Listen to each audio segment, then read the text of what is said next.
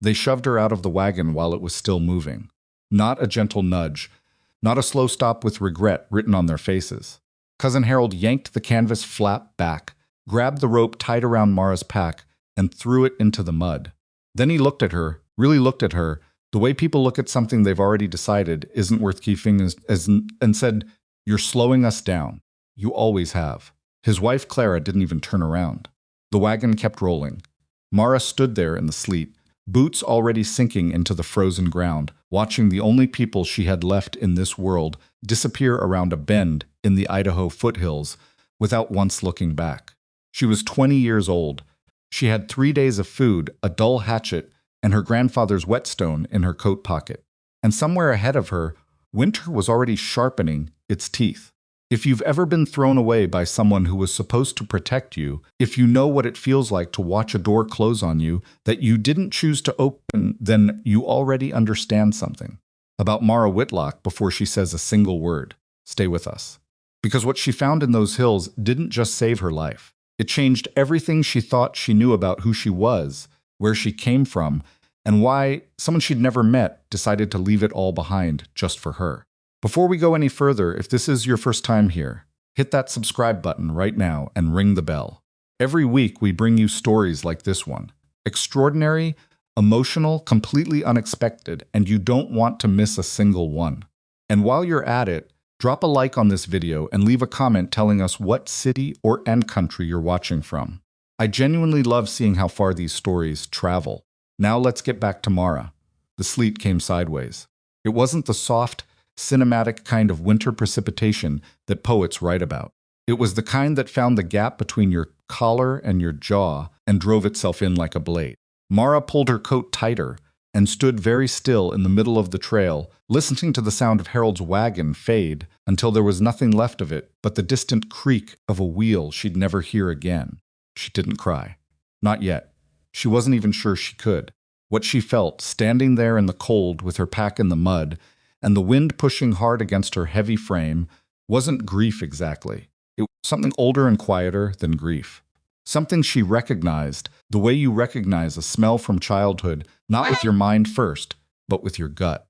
It was the particular feeling of being surplus, of being the thing that gets removed when the load gets too heavy. She'd felt it before. She just hadn't expected to feel it here. Mara Whitlock was not a small woman, and she had never been. By the time she was 16, she was taller than most men in the county and broader through the shoulders than her grandfather, which was saying something because her grandfather, Thomas Whitlock, had been a man who moved stone for pleasure. She had his hands wide, thick-knuckled, stained permanently with work and his patience, which was a different kind of strength than people usually talked about, but which, in her experience, turned out to matter more in the long run. Thomas had raised her after her parents died of fever when she was 4. She didn't remember them clearly, just impressions of smell, a voice, a quality of light, and Thomas had never tried to replace them. What he'd given her instead was purpose. He'd handed her a draw knife when she was 7 and said, "Wood tells you what it wants to be. Your job is to listen." He'd shown her how to read grain, how to find the weight in a beam, how to sharpen a blade until it sang. He'd taught her masonry in the summers and timber work in the falls, and by the time she was 12, she could rebuild a door frame from scratch and replace a cracked cornerstone without assistance. He died when she was 17. Quietly, in his sleep, the way good people sometimes do, as though they've simply decided they've done enough. She'd been alone for 3 years by the time Harold and Clara came. They were distant cousins on her mother's side, which meant they were connected to her by a bloodline so thin it barely counted, but they had papers and ambition and a wagon headed west, and they arrived at the doorstep of the small house Thomas had built with what Mara could only describe as the specific energy of people who have already made their decision and are only bothering with conversation as a formality. "The territory's opening up," Harold had said, standing in her kitchen with in his hand and his eyes already moving around the room, pricing things. "Land is going fast. We're taking the southern route through Idaho. You can ride with us." It wasn't an invitation so much as a notification. Mara had hesitated. She knew the house. She knew the land.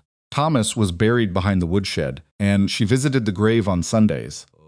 and talk to him about whatever was on her mind, which she privately acknowledged was a habit that might seem unusual to other people, but felt completely natural to her. Leaving meant leaving him. Leaving meant leaving the only life she'd built. But Harold's wife, Clara, had said, very gently, "You can't stay here alone forever, Mara. What kind of future does that give you?" And Mara, who was 20 and still in the stage of her life where she sometimes confused other people's confidence for wisdom, had packed her things. She understood now, standing in the frozen mud, that Clara had not been worried about Mara's future at all. Clara had been worried about liability, about the optics of leaving a young woman alone on a piece of property that might generate legal complications. It was cleaner to bring Mara and shed her later. Harold had been complaining about her for 2 weeks by then. Not Nastavit's windows to her face, but in that particular way some people have of making sure their complaints reach you indirectly, through a lowered voice that's just loud enough, through a glance exchanged with someone else that you're absolutely meant to see. She's too heavy for the terrain. She slows us down on the grades. We can't keep sacrificing the pace of the whole train for one person. The wagon train itself had 17 families. Most of them hadn't spoken to Mara beyond basic pleasantries, but a few had been kind. A woman named Ruth, who shared her bread once when Mara's rations ran low, an old man named Packard, who'd tipped his hat every morning with genuine warmth.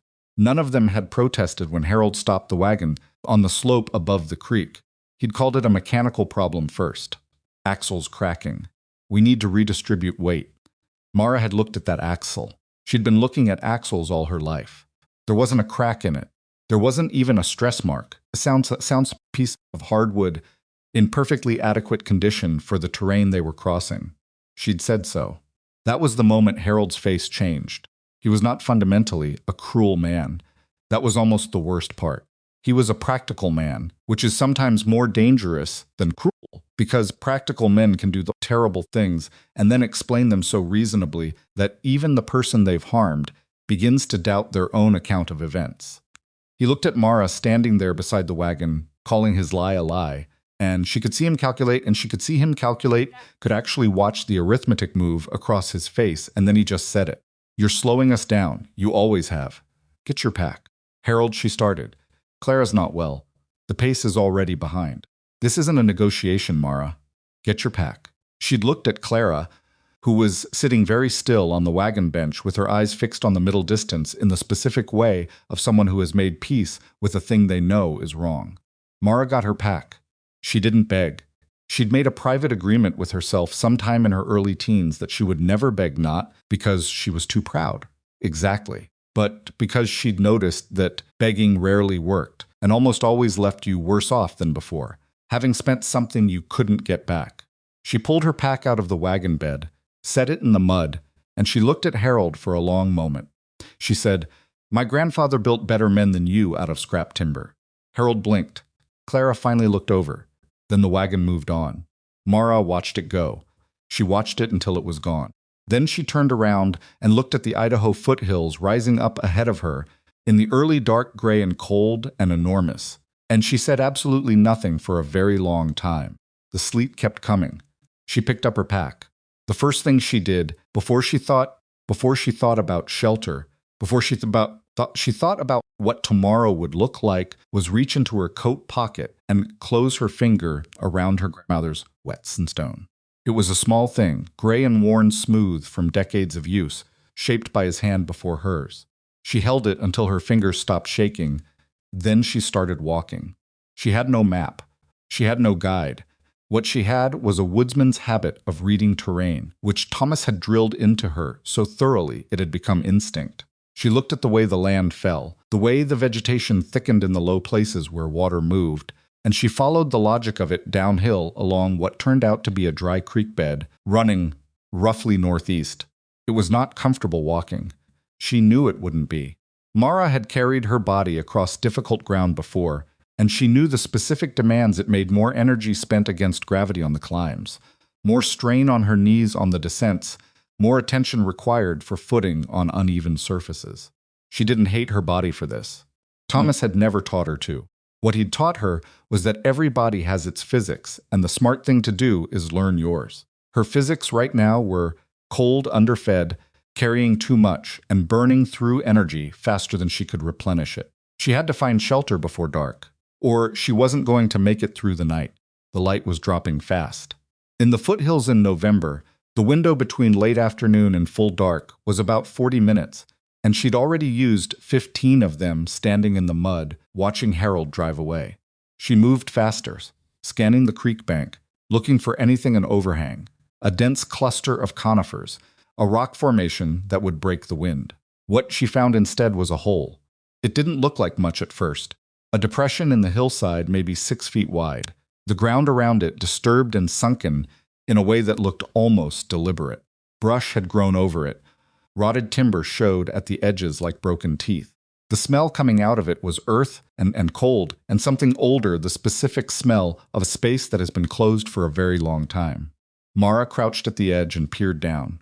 A root cellar. Collapsed. Mostly the roof had caved, and part of one wall had come in, but the basic structure was still there. Stone foundation, mostly intact. Enough overhead cover in one corner to keep the wind off. Dry, which was the thing that mattered most. She dropped into it without allowing herself to think too carefully about the decision. The floor was hard frozen earth. The smell was worse up close. One end of the space was completely blocked by fallen timber and a slab of granite that had come down from the original roof structure. She cleared enough of the smaller debris to make a flat surface and dragged in pine boughs from the slope above to insulate against the ground. She ate half of what she had left, because she didn't know how long the food needed to last. She lay down in the dark, with her coat wrapped tight and the whetstone still in her hand. She didn't sleep for a long time. She lay there in that broken, abandoned space, listening to the sleet hit the hillside above her, and thought about Harold's face. Not with anger or not only with anger. She thought about it the way you think about a math problem you can't quite solve. She kept looking at it from different angles, trying to understand the internal logic of a person who could look at another person and see weight instead of a human being. She didn't come to any conclusions. What she did come to, sometime around midnight, when the sleet had softened to silence and the cold had settled into something almost bearable, was a decision. Not a dramatic one. Not the kind that arrives with music and clarity. It was quiet, more like a door swinging shut than a door opening. She was not going to wait here for someone to rescue her. Not because she was certain rescue would never come, but because certainty wasn't something she had access to, and in the absence of certainty, she preferred action over waiting. Thomas had taught her that too. Waiting is fine. He used to say, looking up from whatever he was working on, as long as you're doing something useful while you wait. She closed her eyes. Tomorrow she was going to take inventory. Most of its windows were dark. She was going to assess the structure around her. She was going to figure out what this place was and what it could become. She had no idea yet that she was sleeping directly above the answer to a question she hadn't thought to ask. She had no idea that the ground beneath her held a secret buried by a man who'd walked away from the worst thing human beings do to each other and tried to build something decent in its place. She had no idea that the name on the documents in that buried tin box was her own. She just knew that she was still alive, and that tomorrow was going to be hard, and that hard was something she knew how to do. The Idaho foothills held their silence around her. The whetstone sat warm in her palm. She slept. She woke up with frost on her eyelashes and a sound in her chest that she realized, after a moment, was shallow and careful the way breathing gets when the body is conserving every degree of warmth it has left. The root cellar was dark, but not completely dark. Somewhere in the collapsed roof there was a gap, and through that gap came a thin blade of gray morning light that fell across the stone floor at an angle. Mara lay still and watched it for a moment. It was the kind of light that doesn't promise anything. It just shows you where you are. She sat up slowly. Her back had stiffened overnight from sleeping on frozen ground, and the muscles along her left shoulder had locked up in a way that made lifting her arm above her head impossible for the first several minutes. She worked through it methodically, the way Thomas had taught her, not forcing the joint, just moving it, asking it to remember what it was capable of. She took stock, food, enough for 2 more days if she was careful, 1 more day if she was not. Tools, the small hatchet at her belt, dull but functional. Her grandfather's whetstone, a folding knife, 40 feet of rope, a tin cup, a flint kit she hadn't tested since leaving home. The space around her, roughly 12 feet by 10 feet at its original dimensions, though the cave-in had reduced the usable area to maybe a third of that. The stone foundation walls were still largely intact. She could see the quality of the old work even under the grime and frost. Someone had built this properly. The stones were fitted tight, almost no mortar between them, which meant whoever had laid them knew what they were doing. Dry stack masonry. Thomas would have approved. The timber situation was worse. The original roof had been log construction, and most of it had rotted through before collapsing. The logs that were still intact were punky and gray, good for nothing structural, but possibly usable as fuel if she could get a fire going without smoking herself out. She looked at the gap in the roof where the light came through. That was her first problem. Before she could use this space for anything, she needed to understand the full extent of the damage, and she couldn't do that from inside. She pulled herself up through the gap. It took three attempts, and on the second one she scraped the back of her forearm raw on a jagged edge of broken timber and stood on top of the ruin in the early morning cold. The Idaho foothills spread out around her in every direction, gray-brown and white-patched with new snow that had fallen sometime after she fell asleep. The creek bed she'd followed was visible below, a pale scar through the brush. The trail Harold's wagon had used was not visible from here, which meant she was further into the hills than she'd realized, which meant she was further from help than she'd hoped. She stood there for a moment and let herself feel that. Then she got down on her knees and started examining the structure. The root cellar had been built into the hillside at an angle, with the back wall using the natural rock face as its foundation. That back wall was solid bedrock, essentially, going nowhere. The two side walls were dry stacked stone, and though the mortar that had been added at some later point had crumbled, the stones themselves were still seated reasonably well. The front wall was the problem. It had partially collapsed inward, which was what had brought the roof down. 3 large timbers had fallen across the entry in a way that blocked it almost completely, and behind them a pile of smaller debris branches, frozen soil, old shingles had built up into a solid mass. She stood and walked the perimeter of it twice. The way Thomas had walked a job site, before starting, just looking, just thinking, not picking up any tools yet. You can't fix what you don't understand, he'd told her. And you can't understand something you haven't looked at long enough. She looked at it long enough. By the time she climbed back down through the gap, she had a plan. It wasn't a grand plan. It was a practical one, built from what she had rather than what she needed. She would clear the entry, first get those 3 main timbers out or repositioned so she could move in and out without climbing through the roof gap, which was hard on her body, and burning energy she couldn't spare. Most of its windows were dark. Then she would assess the roof situation and figure out what could be salvaged from the existing structure and what would need to come from somewhere else. She started pulling debris. This is the part of survival stories that gets compressed in the telling because it is not glamorous, and it does not make for exciting narrative. What it is, in reality, is grinding physical labor performed by a body that is cold and underfed and operating on one night of insufficient sleep on frozen ground. Mara moved wood, she moved stone.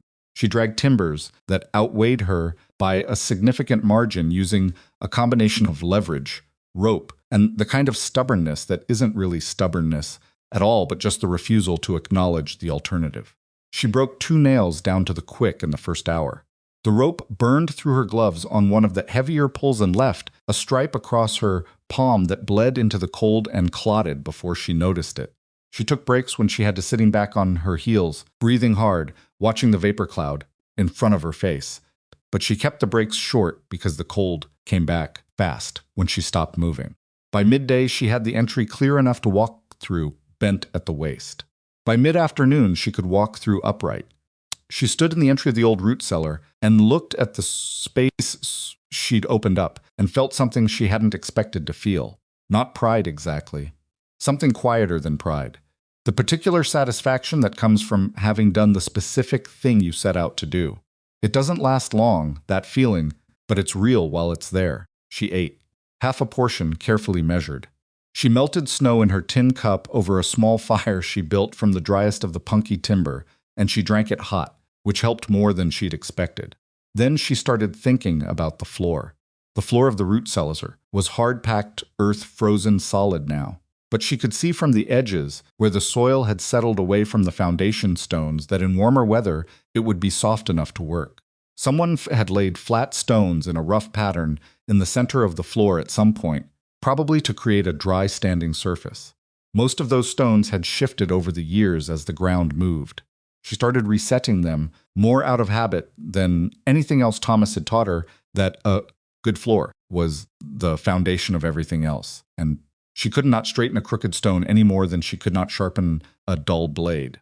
She pulled the shifted ones up, leveled the soil beneath them by eye, and reset them flat. On the third stone, her hatchet handle hit something that wasn't earth. She stopped. She hit it again, lighter this time, listening. Hollow, not the hollow sound of a void in the soil, which was what she'd heard occasionally while working in Thomas's root cellar at home. This was different, harder, denser. Metal hollow. The sound of something enclosed. Mara sat back on her heels and looked at the stone. It was a granite slab, roughly 18 inches square, unremarkable in every visible way. It looked exactly like the other floor stones. She tried to remember whether it had looked any different when she'd first pulled it up, and she didn't think it had. The soil beneath it had been compacted and dark, same as the others. But the sound. She picked up the hatchet again and tapped more carefully this time, moving across the surface of the soil systematically, the way you locate a stud in a wall, by sound. Most of the floor gave back solid earth. The spot she'd found gave back that metal hollow, maybe a 2-foot square area, maybe a little less, centered roughly where the stone had been. She sat very still for a moment. It occurred to her that this could be nothing. A rock formation beneath the surface. A natural cavity. Something a previous occupant had stored and forgotten, with nothing of value left in it. She had learned from Thomas not to build too much expectation into a thing before she'd actually opened it. Because expectation has a way of making you see what you want to see instead of what's there. She found a timber about 5 feet long. The debris she'd cleared from the entry solid, enough, not punky, and she used it as a lever, forcing the ends down into the soil at the edge of the hollow area and bearing down with her full weight. The soil cracked. Then it gave. Beneath a layer of packed earth, less than 8 inches down, was a wooden board. Rough cut, maybe 2 inches thick, sealed around its edges with some kind of dark compound she didn't immediately recognize. She worked the lever around the perimeter of it until it broke free of the soil on all 4 sides. Then she got her fingers under one edge and pulled. The board came up with a sucking sound. Beneath it was a tin box wrapped in oilcloth. Mara sat back and stared at it. The oilcloth was brown and cracked, but had done its job. The wax had kept most of the moisture out over what must have been many years. The tin box beneath it was rusted at its seams but structurally intact, held shut by a simple latch that had seized with rust. She worked at it with the tip of her folding knife for several minutes, the blade slipping twice and cutting into the meat of her thumb before the latch finally gave. She opened the box. The first thing she saw was money, not a small amount. Paper currency, old-style bills that she didn't immediately recognize, bound with a strip of linen. Beneath the currency were coins she could see the glint of gold, even in the dim light of the cellar, a dozen or more, stacked flat and wrapped separately. And beneath the coins, a folded sheaf of papers wrapped in another layer of oilcloth, and beneath that, a single letter, folded once, sealed with wax that had long since dried to powder. Her hands were not quite steady when she lifted the letter out. She unfolded it carefully. The paper was brittle at the creases but held together. The handwriting was small and deliberate. The kind of handwriting that belonged to a person who had learned to write as an adult and took it seriously. The ink had faded to brown, but was still perfectly legible in the light, coming through the entry she'd spent all day clearing. She read it. She read it twice. Then she set it down on the floor of the root cellar and sat with her hands on her lap and her eyes on the opposite wall and did not move for a long time. The letter was dated 1871. It was written by a man who identified himself as Caleb Varden, formerly of the 14th Indiana Infantry, latterly of nowhere in particular, most recently of these 160 acres in the Idaho foothills, which she had legally claimed under the Homestead Act and which she had worked alone for 11 years before his body began to give out, in ways that made him understand the end was coming. He wrote, no family that he acknowledged. He had a brother back in Indiana, whom he had not spoken to since the war, not because of any particular quarrel, but because the war had changed Caleb in ways he couldn't explain, and going back felt like trying to fit into a coat that no longer belonged to his body. He had left the war, carrying things he did not know how to put down, and had walked west until the weight of them became manageable, and he had found these hills and stayed. He had built the cellar first, as men do when they're thinking practically, and then the cabin, which had burned to its foundation in the hard winter of 1874.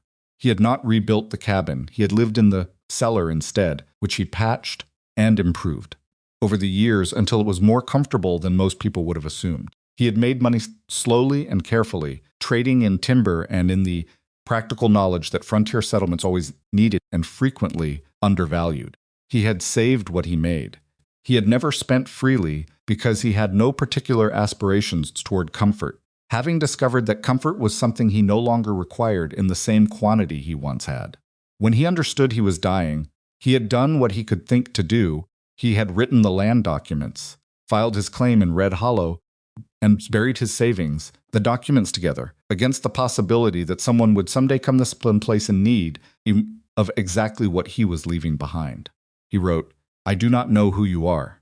I expect you are someone who has been knocked around by circumstances, since the kind of people who find root cellars in the Idaho foothills in November are generally not people whose luck has been running hot.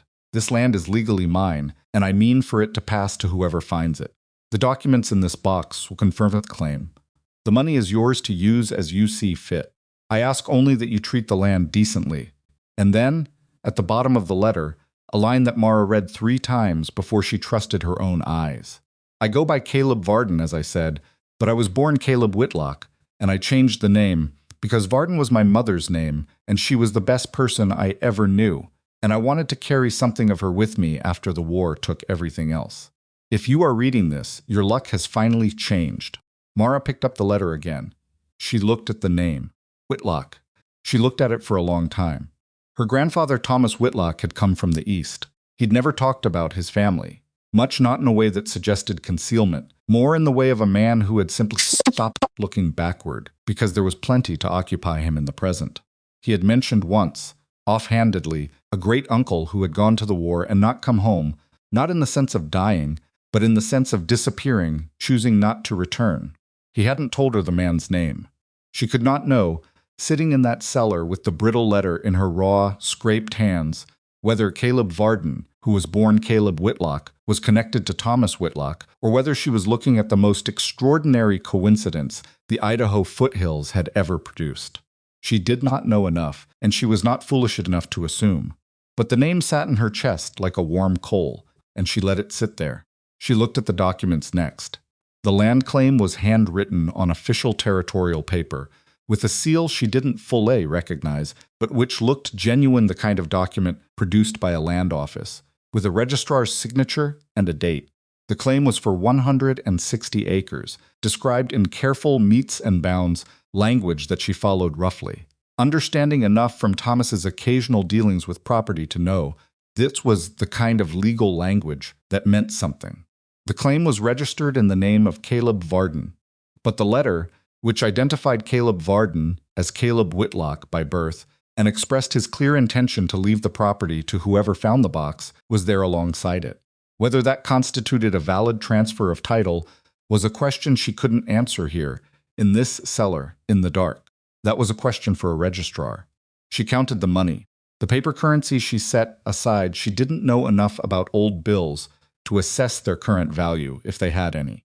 The gold coins she counted carefully, stacking them by the tin cup, 14 of them. She didn't know the exact weight, but she knew gold, and these were substantial.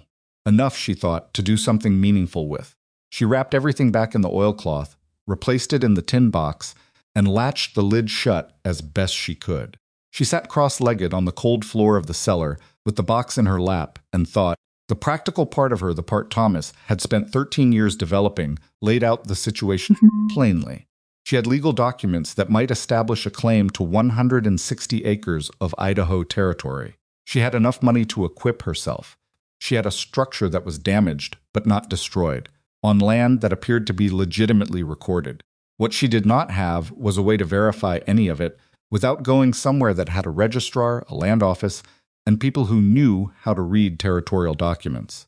The nearest such place, based on what she'd heard from the other wagon train families before Harold had stopped sharing information with her, was a settlement called Red Hollow, somewhere to the northwest. She had food for one more day. She had a collapsed root cellar and enough materials in the surrounding hillside to make it marginally more livable. She had a name on a piece of paper that matched her own. She thought about Harold's face when he'd told her to get her pack. She thought about Clara staring at the middle distance. She thought about the entire wagon train rolling past her in the sleet without a single person calling out, "Wait, stop, this isn't right."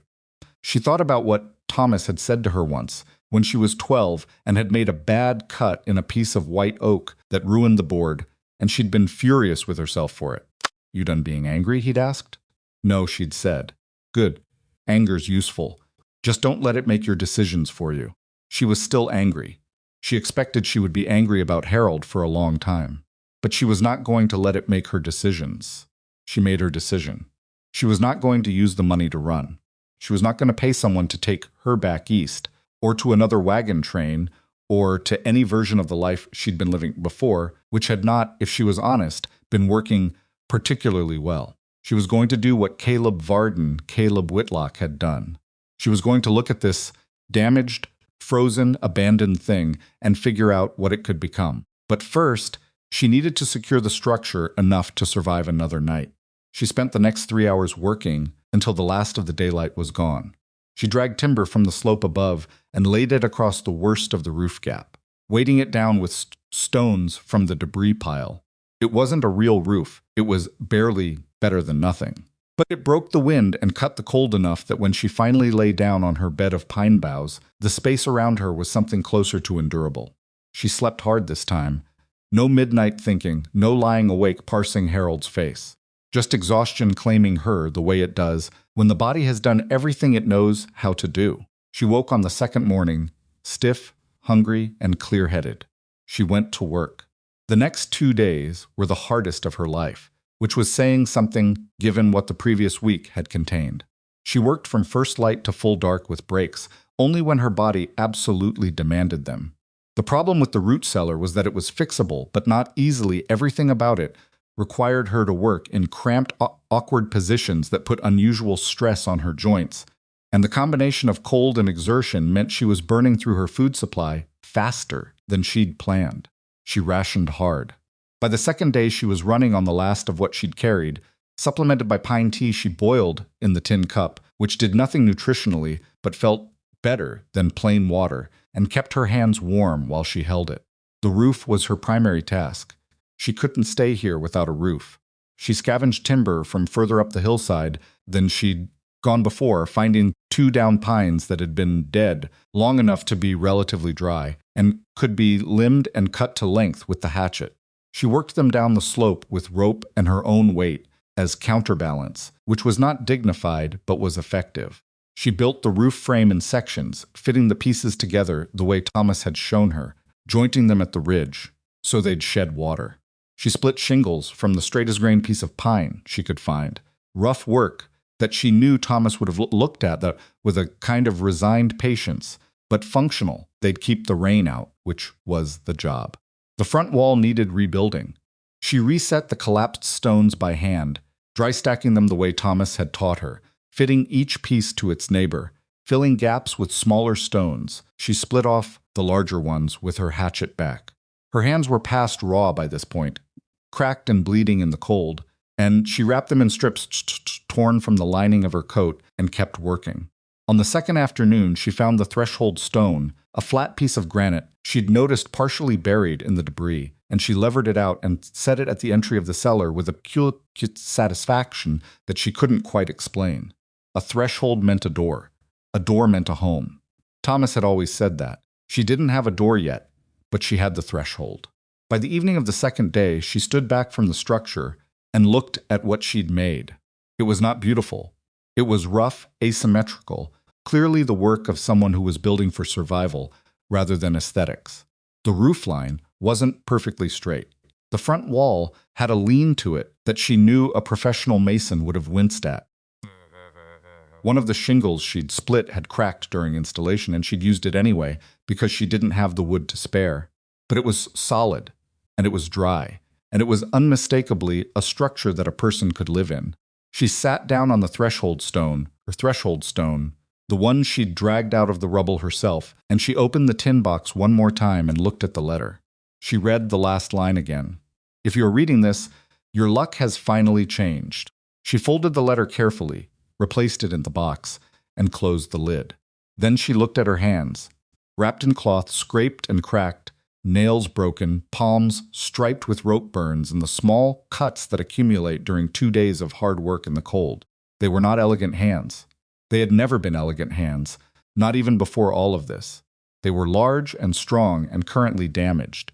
And they had just rebuilt a structure from near ruin in 2 days with a hatchet and 40 feet of rope and a collection of scavenged timber. She thought about Harold saying she was too heavy for the terrain.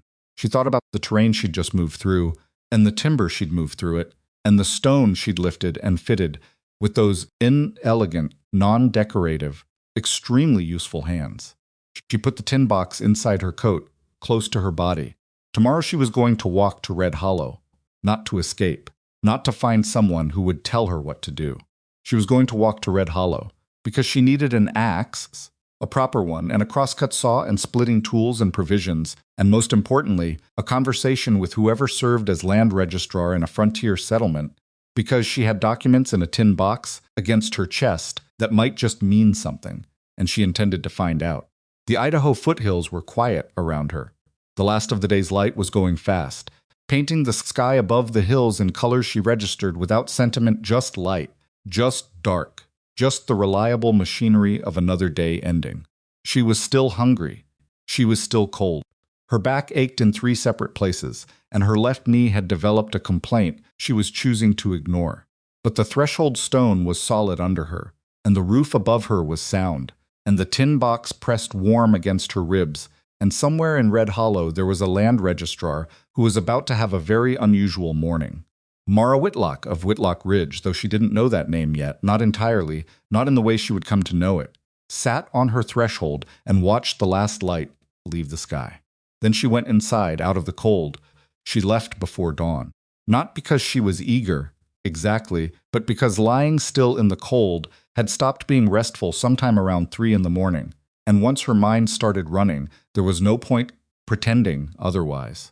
She packed what mattered, the tin box wrapped in oilcloth, and tucked deep inside her pack, her grandfather's whetstone in her coat pocket, where it always was, the remaining rope, the hatchet, the flint kit. She ate the last of her food, standing up, slowly, because she didn't know how long the walk to Red Hollow would take, and she wanted her body to make use of every calorie before she started asking it to do hard things. The hills were dark and silent around her when she stepped over the threshold stone and started moving northwest. She had no map and no certain knowledge of the direction, only what she'd pieced together from overheard conversations. On the wagon train hollow was northwest of the trail junction, maybe a day's walk, maybe more. The freighters used it as a supply point, which meant there would be a road at some point, or at least a track worn enough to follow. She kept the rising sun behind her right shoulder and moved.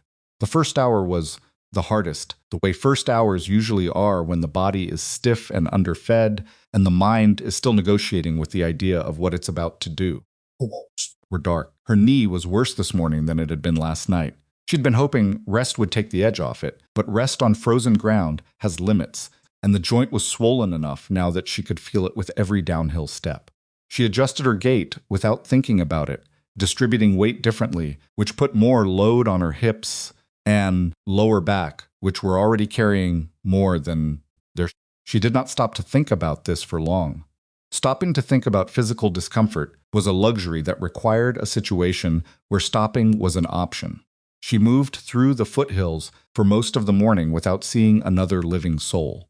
The landscape was cold and spare and indifferent in the way wild places are not hostile, just completely uninterested in whether she made it or not. She followed a ridgeline for a while, then dropped into a valley where a frozen stream gave her something to navigate by, then climbed again when the valley narrowed into a canyon she couldn't safely follow. It was past midday when she found the wagon track. It was unmistakable once she hit it, two parallel pruts worn deep into the hillside soil, frozen down but clearly the product of many heavy loads over many seasons. She stood in the middle of it and felt something loosen in her chest that she hadn't realized had been tight. A road meant people. People meant Red Hollow was real and reachable, and not something she'd constructed in her head from insufficient information. She followed the track northwest. The settlement appeared around Adamed in the valley in the middle of the afternoon, and Mara's first impression was that Red Hollow was the kind of place that was exactly what it needed to be, and nothing more than that.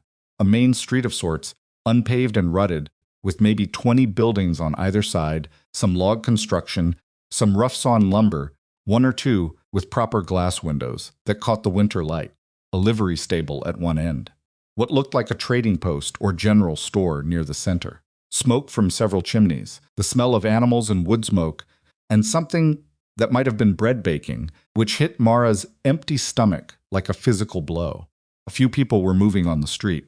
They saw her coming from a distance, and she saw them see her, the specific quality of attention that a stranger receives in a small settlement, multiplied by the fact that she was arriving on foot, alone, from the direction of open country in November. She was aware of how she looked, mud on her dress, dry now but visible from a considerable distance. Her coat stained with pine resin and a streak of something dark across the front that was probably blood from her hands. Her boots had separated at the left toe during the walk, and she'd tied them back together with a piece of rope, which was one functional but not exactly what you'd choose if presentation mattered. Her hair, which had started the journey in a serviceable braid, had migrated over 3 days of sleeping rough into something that defied easy description. She walked into Red Hollow like she owned it, because Thomas had taught her that how you walk into a room tells people what kind of conversation you're going to have, and she intended to have the useful kind. The stairs followed her down the main street. A man in a leather apron paused in a doorway and watched her pass with an expression she recognized, not quite hostile, not quite welcoming, the particular look of a person deciding what category to put something in. Two women near the trading post spoke to each other in low voices, without taking their eyes off her. A boy of maybe 10 stopped dead in the street with his mouth slightly open. Mara looked straight ahead. Her first stop was not the land office. Her first stop was the trading post, because she was going to pass out from hunger inside of an hour if she didn't eat something. And she had gold coins in a tin box and intended to use one. The man behind the counter of the trading post was heavy-set with a gray beard and the expression of someone who'd seen most things twice and wasn't easily impressed. He looked at Mara when she walked in with that same assessing quality she'd been getting outside. But his eyes went quickly to her hands, the wrapped cloth, the visible damage, and something shifted in his face. Not sympathy exactly. More like the recalibration of someone updating an estimate. She asked for bread, dried meat, and whatever he had in the way of coffee. He named a price. She reached into her coat, opened the tin box just enough to retrieve one of the smaller gold coins, and set it on the counter. He picked it up. He looked at it. He looked at her. "Where'd you come from?" he said. "The hills," she said. He waited, clearly expecting more. She didn't provide more. He set the coin down, bit it. She watched him do it with the air of a man going through a procedure rather than actually doubting the coin, and then he started putting together what she'd asked for. "You need change," he said. "Keep it toward a supply list I'll bring you tomorrow," she said. He looked at her again. She could see him deciding something. "There's a room above," he said. "Nothing fancy, but it's a bed and a stove." She thought about her knee and the 2-day walk back, and the fact that she would need to be in reasonable condition to accomplish what she needed to accomplish here. "How much?" she asked. He named a price that was probably double what it should have been. She agreed to it without negotiating, not because she didn't know she was being overcharged, but because she'd made a calculation. The cost of the room was less than the cost of the negotiation in terms of time and energy, and she had a land registrar to find before the afternoon was fully gone. She ate standing at the counter because sitting down felt like something she might not recover from quickly enough. And when she was done, she asked the man whose name turned out to be Amos Greer where she could find the land registrar. Amos looked at her with the slightly adjusted version of curiosity that she'd been generating since she walked in. What do you want with Pritchard? Business, she said. Amos chewed on that for a moment. End of the street, he said. The building with the green door. But he's particular, Pritchard, about his hours and his procedures and upon his visitors. Good, Mara said. I'm particular, too. She found the building with the green door at the far end of Red Hollow's Main Street, set slightly back from the others, as though it was trying to establish professional distance. The door was, in fact, green, a specific shade that looked like it had been mixed deliberately, rather than applied from whatever paint was available, which told her something about the person inside. Someone who made specific choices about things others considered unimportant. She knocked a pause. Then office hours are concluded for today. The voice was precise, the kind of voice that would put commas in exactly the right places. I need to speak with the registrar, Mara said through the door. It's a land claim matter. It won't wait until morning. Another pause, longer this time. Then the sound of a chair scraping. The door opened. Edwin Pritchard was a small man, somewhere in his 50s, with wire-rimmed spectacles, and the kind of posture that suggested he'd spent the better part of his life at a desk and had made peace with what that had done to his spine. He looked at Mara the way Amos Greer had looked at her, but his assessment had a different quality to it, faster, more specific, like a man cataloging information rather than forming a social opinion. His eyes went to the oilcloth wrap package she was carrying. Documents? He said. Yes. Come in. The office was exactly what she'd have predicted from the green door, and the precise voice organized to the point of suggesting mild anxiety, with papers sorted and labeled and stored in a way that made her grandfather's workshop look chaotic by comparison. A large desk dominated the center of the room, its surface empty except for a blotter and a single pencil set in a holder with the care of a displayed object. Shelves on every wall, filled with ledgers and document boxes, each one labeled in the same small, careful hand. Pritchard sat behind his desk and gestured, without great warmth, to the chair across from him. Mara sat. She put the tin box on the desk. She opened it and laid the documents out, one by one, in the order that seemed most logical: the land grant first, then the supporting paperwork, then the letter last. Pritchard put on his spectacles and looked at the land grant without touching it. Then he looked at Mara. How did you come by these? She told him. The straight version, abandoned by her travel companions in the hills, found the Roots cellar, rebuilt it enough to shelter in, discovered the box under the floor. She left out the emotional content, not because it wasn't there, but because she'd long ago learned that emotional content doesn't advance a practical conversation. Pritchard listened without interrupting, which she appreciated. When she finished, he was quiet for a moment. Then he picked up the land grant, holding it by the edges. He read it. He set it down and picked up the next document. He worked through the stack methodically, taking his time in a way that she suspected was habitual rather than theatrical. He was the kind of man who looked at everything twice and didn't apologize for it.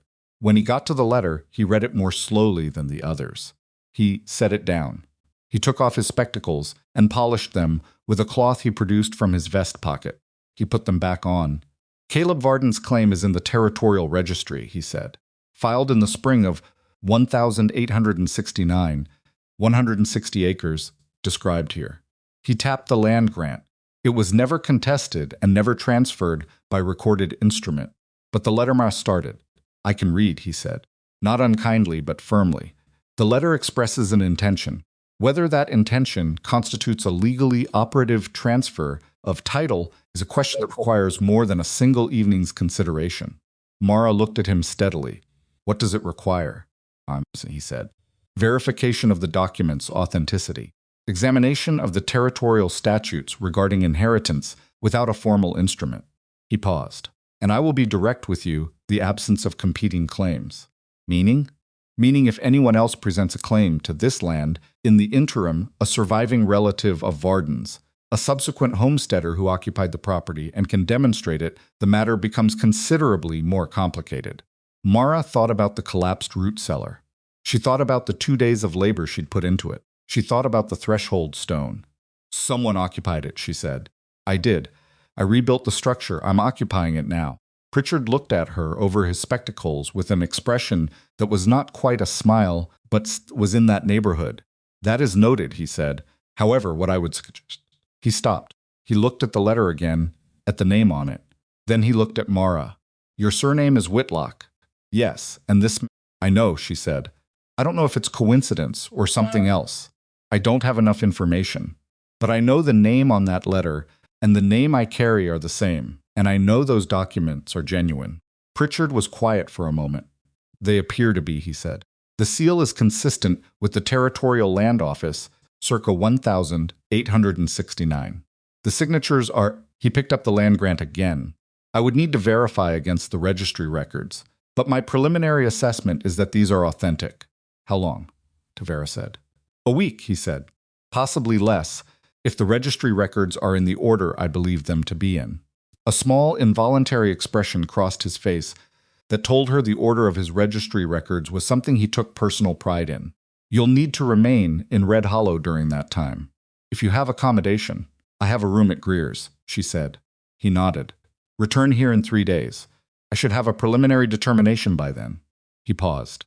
And Miss Whitlock, I would not discuss the contents of this box with anyone in the interim. This is a small settlement. Information travels. She looked at him. Why are you telling me that? The not quite smile again. Because you walked in here at the end of office hours with a tin box and documents that may entitle you to 160 acres and a modest sum of money. And you were direct and you didn't fabricate and you didn't perform. In my experience, that is rarer than people think it should be. He stood, which was a signal that the meeting was over. 3 days. She gathered the documents back into the box, wrapped the oilcloth around it, and stood. At the door she stopped. Mr. Pritchard, what happens if the claim doesn't hold? He considered the question with the seriousness it deserved. Then you have documents that describe a legal intent without the authority to execute it, and the land remains in a kind of limbo, unclaimed, until someone files a fresh homestead application. He paused. If you were to file such an application and demonstrate continuous occupation of the property, you would have a reasonable basis. She had occupied it for 2 days. She understood what he was telling her. Thank you, she said. She went back to Greer's trading post and paid for the room and went upstairs and sat on the edge of the bed, a real bed, narrow and thin mattressed, but horizontal and off the floor, and let herself do the thing she'd been not doing for 3 days. She put her face in her damaged hands and breathed for a while, long and slow, until the shaking passed. Then she picked up the tin box and laid it on the bed beside her and thought. The next morning, she was back at Greer's counter with a list. It was a long list, written out the night before on the back of a scrap of paper she'd found in her pack, in her own handwriting, which was large and emphatic and had always embarrassed her a little because it looked like the handwriting of someone's twice her size. She put it on the counter and watched Amos Greer read it with an expression that traveled from mild curiosity to genuine attention. Axe, she said before he could comment. Good quality. Not the cheapest one you have. A crosscut saw, if you stock them. Otherwise, a 2-man pull saw. Splitting wedges, at least 2. Iron stove, if you have one small enough to transport. Cookware. Nails cut nails, as many as you can spare. Provisions for a month. She paused. And I need to talk to a freighter. Amos Greer looked up from the list. What for? I need supplies transported, she said. Back into the hills. Specific location. He set the list down. He looked at her with the updated version of whatever opinion he'd been forming since yesterday. You going back out there? Yes, she said anyway. He picked up the list again, studied it. Orson Pike runs freight out of the livery. He does supply runs into the hills for the prospectors and the homesteaders that are starting to come in. He glanced up. He's not cheap. I'm not looking for cheap, she said. I'm looking for reliable. Amos Greer scratched his jaw. That's Orson, he admitted. She found Orson Pike at the livery stable in the early afternoon, and her first impression was that he was a man who had spent a considerable portion of his life managing large, stubborn animals and had developed corresponding qualities in himself. He was somewhere north of 50, built like a man who'd done heavy work since childhood, with a beard that had given up on any particular shape and hands that made hers look refined. He was mending a harness when she walked in, and he didn't stop mending it when she started talking, which she respected. She told him what she needed. Not everything, not the tin box, not the documents, not Pritchard. Just the practical logistics. She had a location in the hills, northeast of Red Hollow by roughly 2 days' walk, where she was establishing a homestead and she needed a load of supplies transported there. She described landmarks as best she could: the creek bed, the ridge line, the particular shape of the hillside where the root cellar sat. Orson worked the harness needle through a stiff piece of leather and pulled it tight. "Know that stretch," he said. "Took a load of timber out that direction 2 seasons back for a man who was building a cabin." He looked up at her. "What happened to the cabin?" "Burned," Mara said, which was at least partially true if you counted what had happened 40 years before. Orson looked at her for a long moment. He had the kind of eyes that were taking in more information than his face was sharing. "It's rough country," he said. "That terrain, I know," she said. "Alone out there?" He said it without inflection, not as a challenge, not as concern, just as a variable he was accounting for. "For now," she said. He named a price. She thought about it, compared it against what she had, and agreed. He said he could make the run in 4 days, which would put her back at the homestead with supplies before the next hard weather. She asked if he could include timber rough-cut pine planks if she paid for the extra load. He said he could get planks from the mill up the creek. She said good. She paid him a deposit from the tin box, and he wrote down the transaction in a small book he kept in his shirt pocket with the focus of a man for whom written records were a form of faith. The 3 days she spent waiting for Pritchard were not idle. She went back to Greer's store each day and spent time working through what she needed at the homestead, not just for survival, which she'd already solved in rough terms, but for permanence. A functional structure required more than sound walls and a roof. It required proper insulation. She had the idea of cutting sod from the hillside and layering it against the outer walls, which was old construction wisdom Thomas had passed on from men who'd built in cold country. It required drainage managed well enough that the spring thaw didn't turn the floor back to mud, no. It required a door, a real door, hung properly on iron hinges, which meant hardware she needed to buy here. She also, in the evenings, sitting in the thin light of the room above Greer's, read through Caleb's papers again. Not the land documents, those she understood as well as she was going to without legal training, but the letter. She read it so many times she had most of it from memory by the second night. Sit. There was something in the letter that she hadn't paid full attention to the first time, focused as she'd been on the name and the land claim. Caleb wrote about what he'd done in the hills, not just building the cellar, but working the timber, trading it, slowly establishing himself as a person who knew things other people needed to know. He described the work with a plainness that she recognized, the way you recognize the handwriting of someone who learned the same things from the same kind of teacher. He wasn't trying to make the work sound important. He was just describing what he'd done. He'd built something from nothing in the Idaho foothills because it was the only thing he could figure out to do after the war had taken the version of himself he'd been before. She understood that more than she'd expected to. Not the war she hadn't been to war, but the version of yourself that gets taken by something that's not your choice, and the long process of figuring out who you are in the space that's left. On the 3rd day, she went back to the green door. Pritchard was already waiting. She could tell by the quality of his stillness when she walked in. He was a man who didn't waste motion, and right now he was very deliberately not moving, in the way of someone who has reached a conclusion and is managing his own impatience to deliver it. He had 2 ledgers open on his desk. He had Caleb's documents spread out alongside them with small paper markers placed at specific points. He had, she noticed, written several pages of notes in his careful hand. He waited until she sat down. Caleb Varden's claim, he said, is registered in the territorial land records exactly as described in this document. 160 acres, filed and confirmed in 1869, never challenged, never transferred by recorded instrument, never subjected to any tax lien or abandonment proceeding. He picked up one of his marked pages. There is no record of Caleb Varden's death in the territorial registry, which is not uncommon for men who lived alone in remote locations in this period. The absence of a death record does not invalidate the claim. And the letter? Mara said. Pritchard took a slow breath. The letter presents a more complex question. It is not a formally executed will. Under territorial statute, a valid testamentary instrument requires witnesses and specific language. This letter has neither.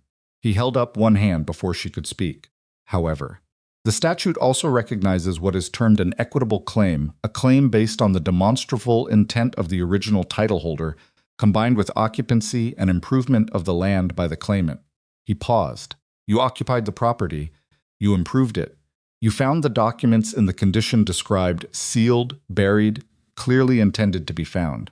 The letter expresses unambiguous intent. Is that enough? She said. He looked at her steadily. I believe it constitutes a valid basis for a formal transfer of title, subject to standard verification procedures and a waiting period for any competing claims to emerge. Another pause. I have seen cases with weaker foundations than this succeed.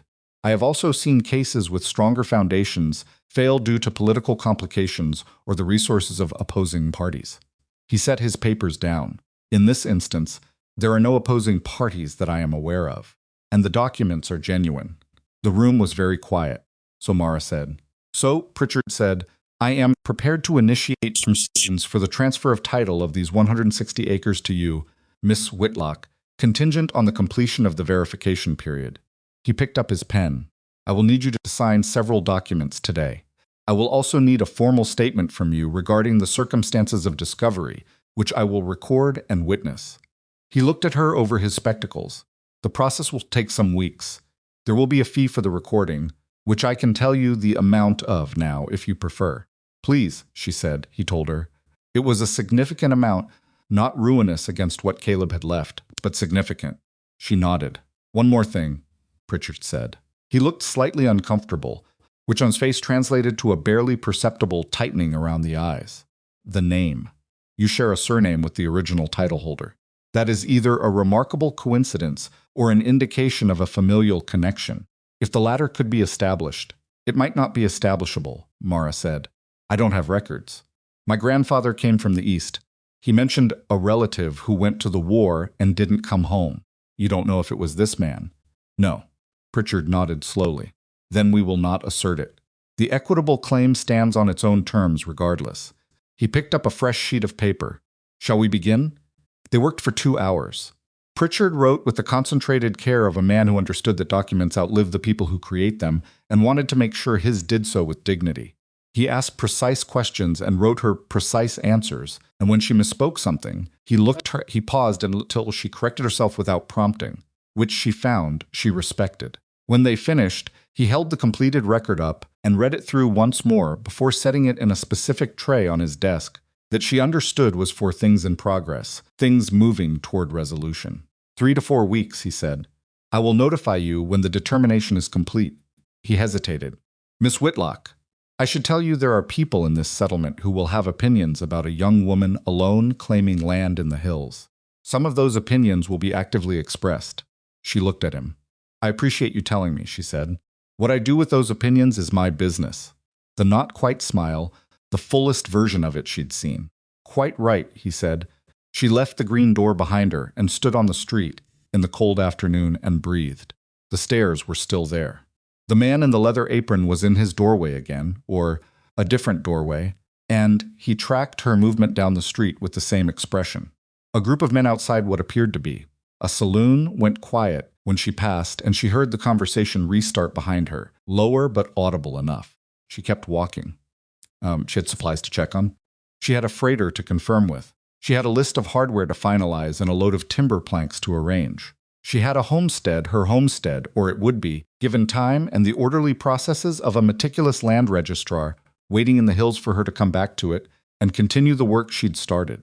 The cold had sharpened while she was in Pritchard's office and now cut cleanly through her coat. She pulled it tighter and walked toward the livery. Orson Pike looked up from what he was doing when she pushed the door open.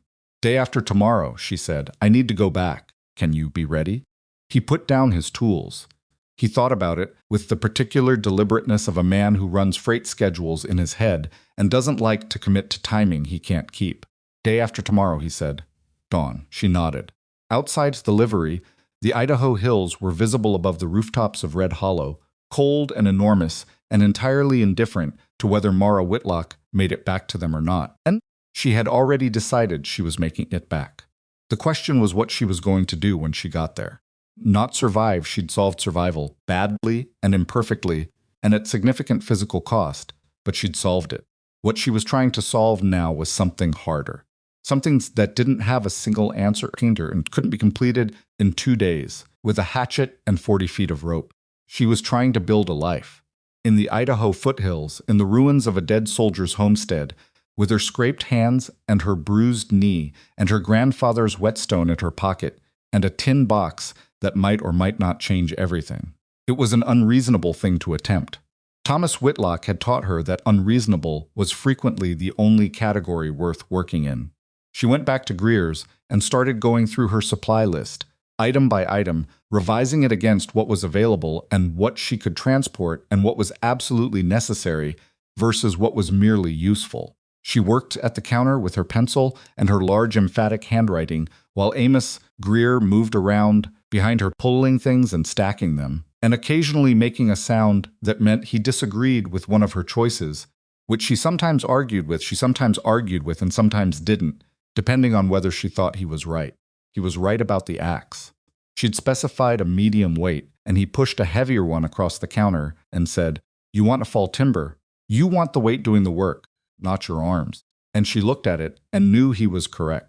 She was right about the nails. He tried to sell her the cheaper iron nails, and she shook her head and pointed at the cut nails on the shelf behind him and said, "Those." More holding power in green wood, and he looked at her for a moment and then got the cut nails without further comment. By the time they'd worked through the full list, the stack on the counter was substantial, and the amount she owed Amos Greer was also substantial, and she paid it without drama from the tin box and watched him recount it twice with the thoroughness of a man who didn't like surprises in either direction. "You come back through," he said when she was gathering her things. "I'll set goods aside for you. Regular terms." She looked at him. "What fair ones?" he said, which from his expression was a significant offer. She said she'd be back before the worst of winter closed the trails. Walking back to Rose were dark. Walking back to her room that evening, with the cold pressing down on Red Hollow's single streets and smoke rising from every chimney, Mara became aware of something she hadn't been aware of for a while. Something that wasn't exactly happiness. It was too uncertain for that, too contingent, too aware of all the things that still had to go right. But it was adjacent to it, the specific feeling of motion, of being for the first time in longer than she could pinpoint, actually going somewhere. She stopped in the middle of the street. She reached into her coat pocket and found the whetstone and held it for a moment in the cold. Thomas had given it to her the summer before he died, pressing it into her palm without ceremony and saying, "Keep your edge, tools in mind, both." She'd thought she understood what he meant. Standing in Red Hollow in November with 160 acres of Idaho hillside, waiting for her name to be put on them, she was beginning to think she might finally be getting there. Orson Pike arrived at Greer's trading post before first light, which told Mara something about him that she filed away as useful information. A freighter who showed up early in the dark, rather than on time in the daylight, was a man who understood that the day has a fixed amount of hours in it, and everyone wasted at the start is one you don't get back at the end. She was already waiting on the steps with her pack when she heard the wagon coming down the frozen street. He had 2 horses, a big roan and a gray, that moved with the resigned efficiency of an animal that has accepted its situation and made practical terms with it. The wagon bed was loaded, and covered with canvas strapped tight against the weather, and she could see the shape of the iron stove under the canvas near the front, which meant Orson had loaded heaviest at the front for the hill grades, which meant he had done this before and paid attention while doing it. He looked at her sitting on the steps in the dark and said nothing, just jerked his chin toward the wagon seat. She climbed up on the passenger side without ceremony, and they moved out of Red Hollow while the settlement was still mostly asleep. They didn't talk for the first hour, which suited them both. The trail was hard frozen, and the wagon moved well over it, better than it would have in mud or thaw. Mara watched the country come up around them in the early gray light, the hills she'd walked through alone 3 days ago, now visible from above the trail rather than from inside the brush. She noticed things she'd been too focused on survival to notice during the walk, in the way the terrain folded in certain places. The pockets of flat ground between ridges that might be worth knowing about, the south-facing slopes that got more light and would be less snow-locked through the winter. Orson drove with the focused ease of a man who'd covered this ground enough times that his hands managed the horses without his full attention. Around the second hour, he said, "You built something out there already."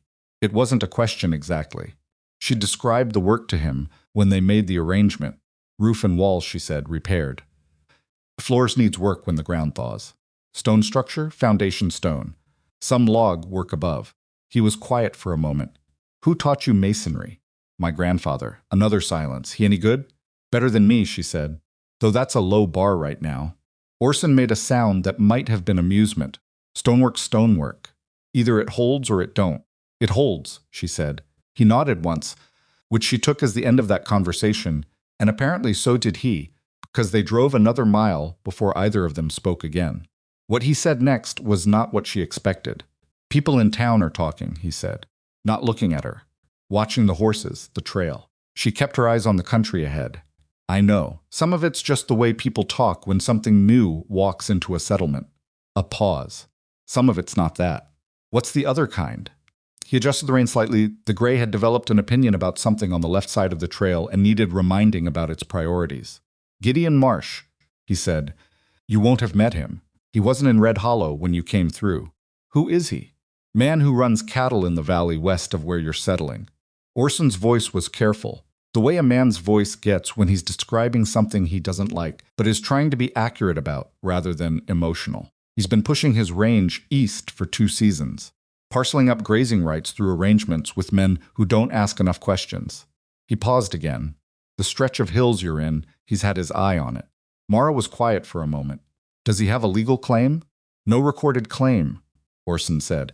"But men like Marsh generally operate on the understanding that the absence of opposition is its own kind of claim." She thought about that. "He knows about the land office?" she said. "He knows everything that happens in Red Hollow," Orson said. Eventually, another adjustment of the reins. "I'm not telling you this to frighten you." "I know," she said. "I'm telling you because you're going out there alone and you should know what the landscape looks like." He glanced at her sidelong, not just the physical landscape. She turned that over in her mind for the rest of the morning. They reached the homestead in the early afternoon. Orson pulled the wagon up the last grade without complaint, the horses working harder but managing. And then he sat on the wagon seat and looked at the structure Mara had built with an expression she couldn't fully read. He was quiet for a long time. "You did this in 2 days," he said. 2.5, she said. "With a hatchet, mostly." He climbed down from the wagon and walked the perimeter of the structure, the way she'd walked it herself before she started working. He crouched at the front wall and looked at the dry stack stonework.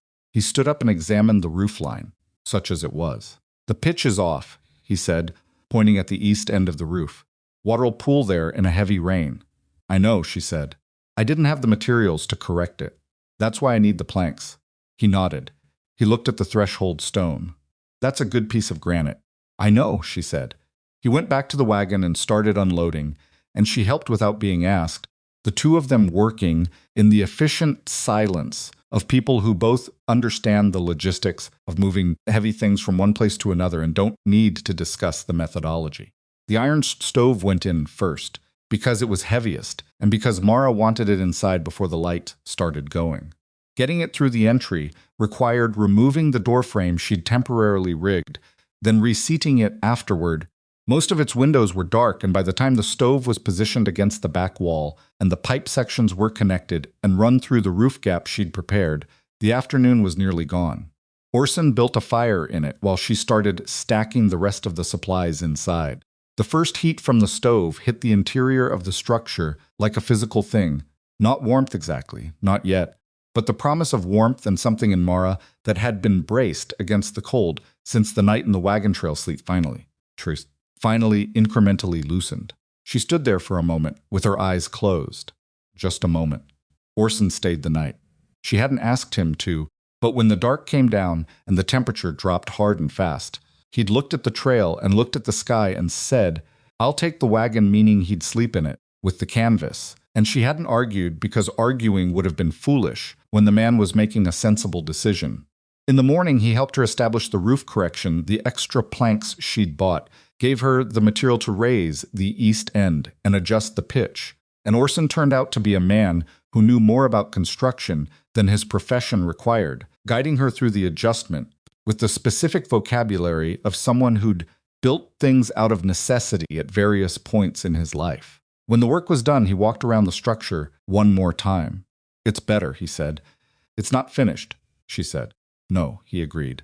"But better and finished aren't the same thing, and better is what you can live in." He loaded up and drove back toward Red Hollow in the mid-morning, and Mara stood at the edge of this hillside and watched the wagon until it was gone. Then she turned around and looked at her homestead. Smoke was coming from the chimney pipe, thin and straight in the still winter air, rising up against the gray sky like something deliberate. She went to work.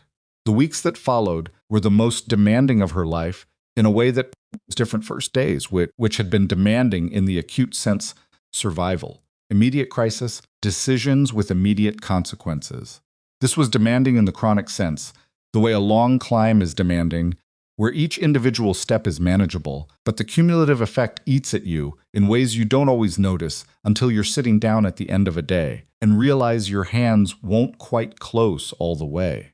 She fell timber every morning that the weather permitted. She'd calculated how much wood she needed to see through the winter and then added a third again on top of that, because Thomas had taught her that calculations made in good weather are always optimistic, and winter has a way of presenting expenses you didn't budget for. She worked the axe, the heavier one Amos Greer had pushed at her, which turned out to be exactly right until her shoulders and back adapted to it, which took about a week and involved a level of muscle soreness she endured by reminding herself it was temporary. She cut sod from the south-facing slope and stacked it against the outer walls 2 layers thick, working section by section from the foundation up. It was ugly work, cold, dirty, physically awkward, and the result was not beautiful. The structure looked, Mara thought, like something a large animal had decided to incorporate into itself. But it changed the interior temperature measurably, and that was the only thing that mattered. She built the door. This was the work she was most nervous about, because she hadn't built a door since she was 17, and working alongside Thomas on a neighbor's barn, and the principles were straightforward, but the execution required a level of precision that was harder to achieve when you were working alone, with tools that weren't quite right for the job. She built the frame first, using the planks Orson had brought, cutting the joints by hand and fitting them with more patience than she currently felt. She built the door panel in sections, battened, and hung it on the iron hinges she'd bought in Red Hollow. The first time she swung it open and closed, and it moved smoothly and seated squarely in the frame, she stood there and did it 3 more times just to feel it. Thomas would have found 7 things wrong with it. She found 4 herself and decided she could live with all of them. The 5th week, she had a visitor. She was outside splitting wood, a task that had become meditative in the way repetitive physical work sometimes does when you've been doing it long enough, when she heard a horse on the trail below the homestead. Not Orson's wagon, which had a specific sound she'd learned to recognize. A single horse moving at a walk. She kept splitting. She set the next piece on the block and brought the axe down and split it clean and stacked the halves before she looked up. The man on the horse was somewhere in his 40s, well dressed in the way that was specifically designed to look like he wasn't trying good boots, good coat, horse that cost money. He had a wide, pleasant face that she suspected was his most valuable professional asset. And he held himself in the saddle with the ease of someone who'd spent a lot of time on horseback and knew how to use the height. He stopped his horse at a distance that was polite but not deferential and looked at the homestead, at the smoke, at the stacked firewood, at Mara standing beside the splitting block with the axe in her hand. "Miss Whitlock," he said. "Not a question." "Yes," she said. "Gideon Marsh." He smiled. The smile was practiced but not insincere. It had enough real warmth mixed into it to be functional. "I run cattle in the valley to the west. You'll be my nearest neighbor, looks like." She looked at him. "Looks like," she said. He dismounted, which was a move she noted, even if the horse was a gesture of social equality, of coming down to the same level. She filed it under things that were strategic rather than genuine. He walked toward her with his hat in his hand, looking at the structure with what seemed like genuine assessment. "You've done considerable work here," he said. "For the time frame." "Thank you," she said. She didn't put the axe down. He glanced at the axe, glanced back at her face. The smile stayed where it was. I'll be direct, he said. I prefer to be. I've been aware of this parcel for some time. It's a good piece of land, good water access from that creek, good timber, south exposure on the main slope. I'd been planning to bring it into my range spring. It's not available, she said. I understand that's the current situation, he said, still pleasant. I also understand that running a homestead alone, in this country, through an Idaho winter, is a significant undertaking, he paused. Particularly for what? She said. He had enough intelligence not to finish that sentence. For one person, he said instead, the economics of it are difficult. The isolation is difficult.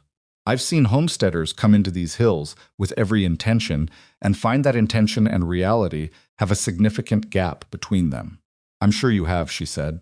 I'd like to make you an offer, he said, for the land. A fair price, more than fair, given the current state of development. Enough to establish yourself somewhere with better access to settlement, to neighbors, to No, she said. He looked at her. The pleasantness didn't leave his face, but something behind it shifted slightly. You haven't heard the price. It doesn't matter, she said. The land isn't for sale. A beat, Miss Whitlock, he said. The claim you're basing this on, I've heard something about it. I won't pretend otherwise. A buried document from a dead man. Old territorial paper. These things have a way of looking more solid than they are when you get them into a real legal process. She looked at him steadily. Then I'll find out in the legal process, she said. Along with Mr. Pritchard, who seems to think the documents are solid enough. The name landed. She could see it land, a small contraction around his eyes, quickly controlled. Pritchard is meticulous, Marsh said. Yes, Mara said. He is. Another beat. He was reassessing something. She could see the arithmetic moving behind the pleasant face, different arithmetic than Harold's, but the same basic mechanism, cost and benefit, obstacles and alternatives. He put his hat back on. I hope you have a good winter, Miss Whitlock, he said. The offer stands if circumstances change. They won't, she said. He rode back down the trail. She stood with the axe at her side and watched him go. When he was gone, she set the axe against the woodpile and sat down on the splitting block and breathed slowly for a moment. She was not as composed as she'd appeared. Her hands, when she looked at them, were not quite steady. She reached into her pocket and found the whetstone and held it.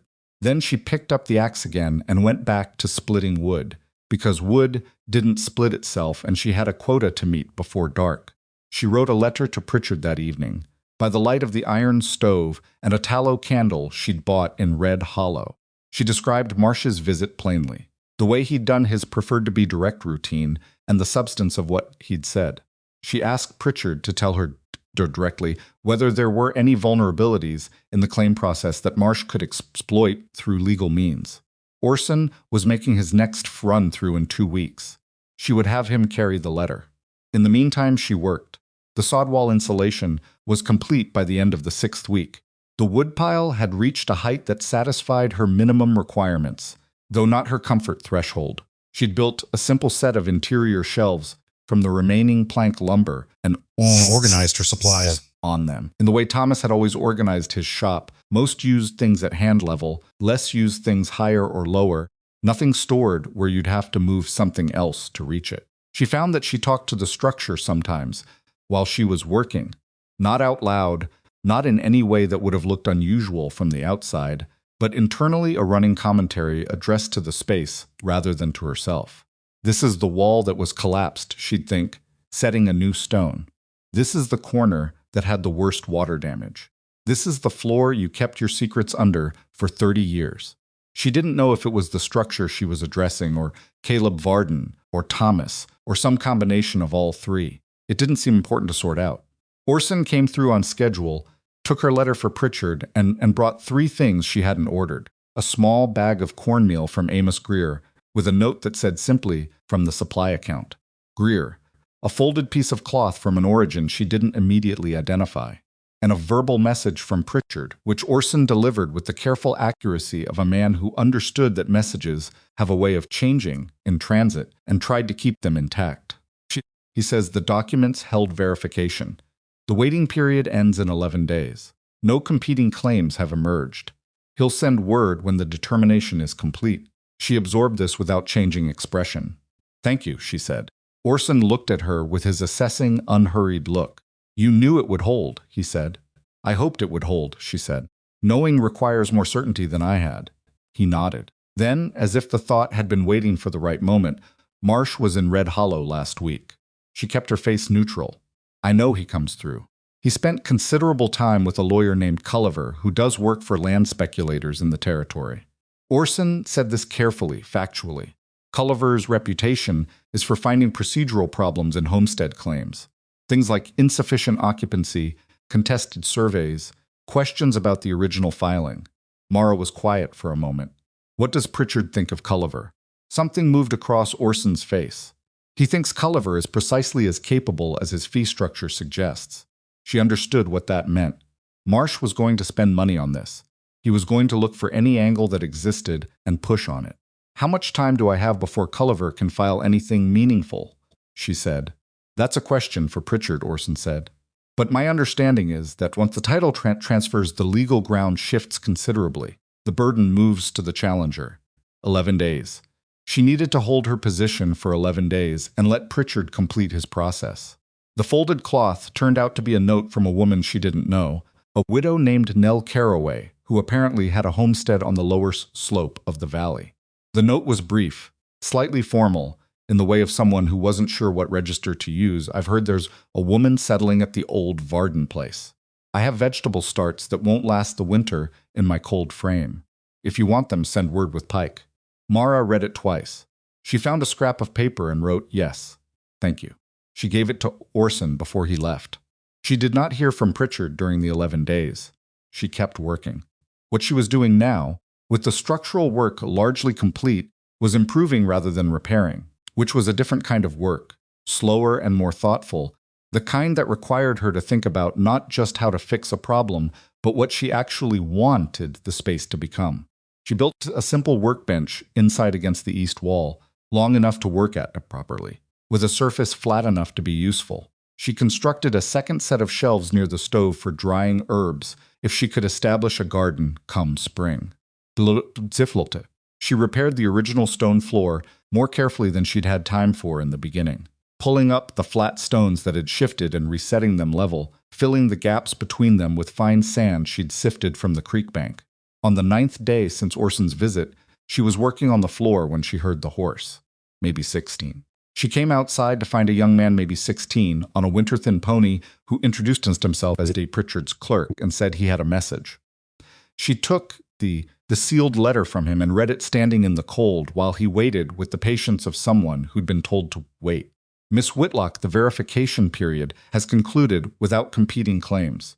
The territorial documents have been confirmed authentic by comparison against registry records.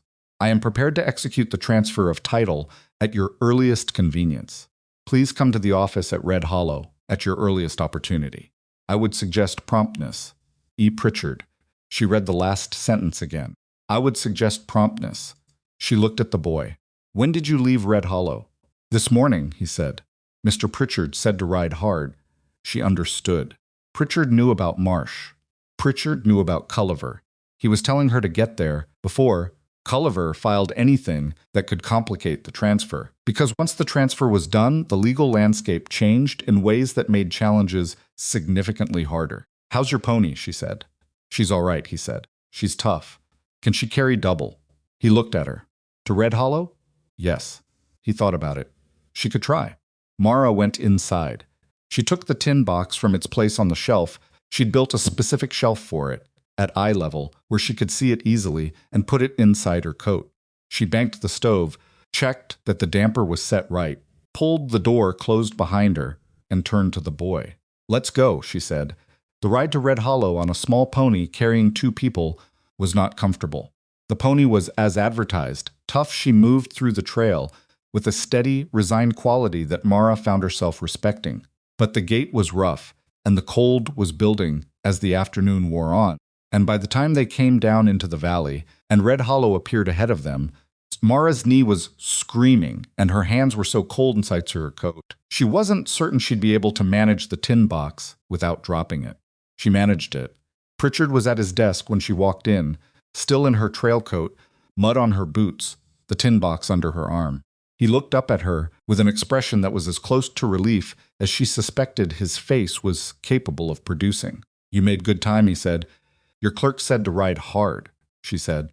He stood. He went to the shelf behind his desk and brought out a leather folder thick with papers.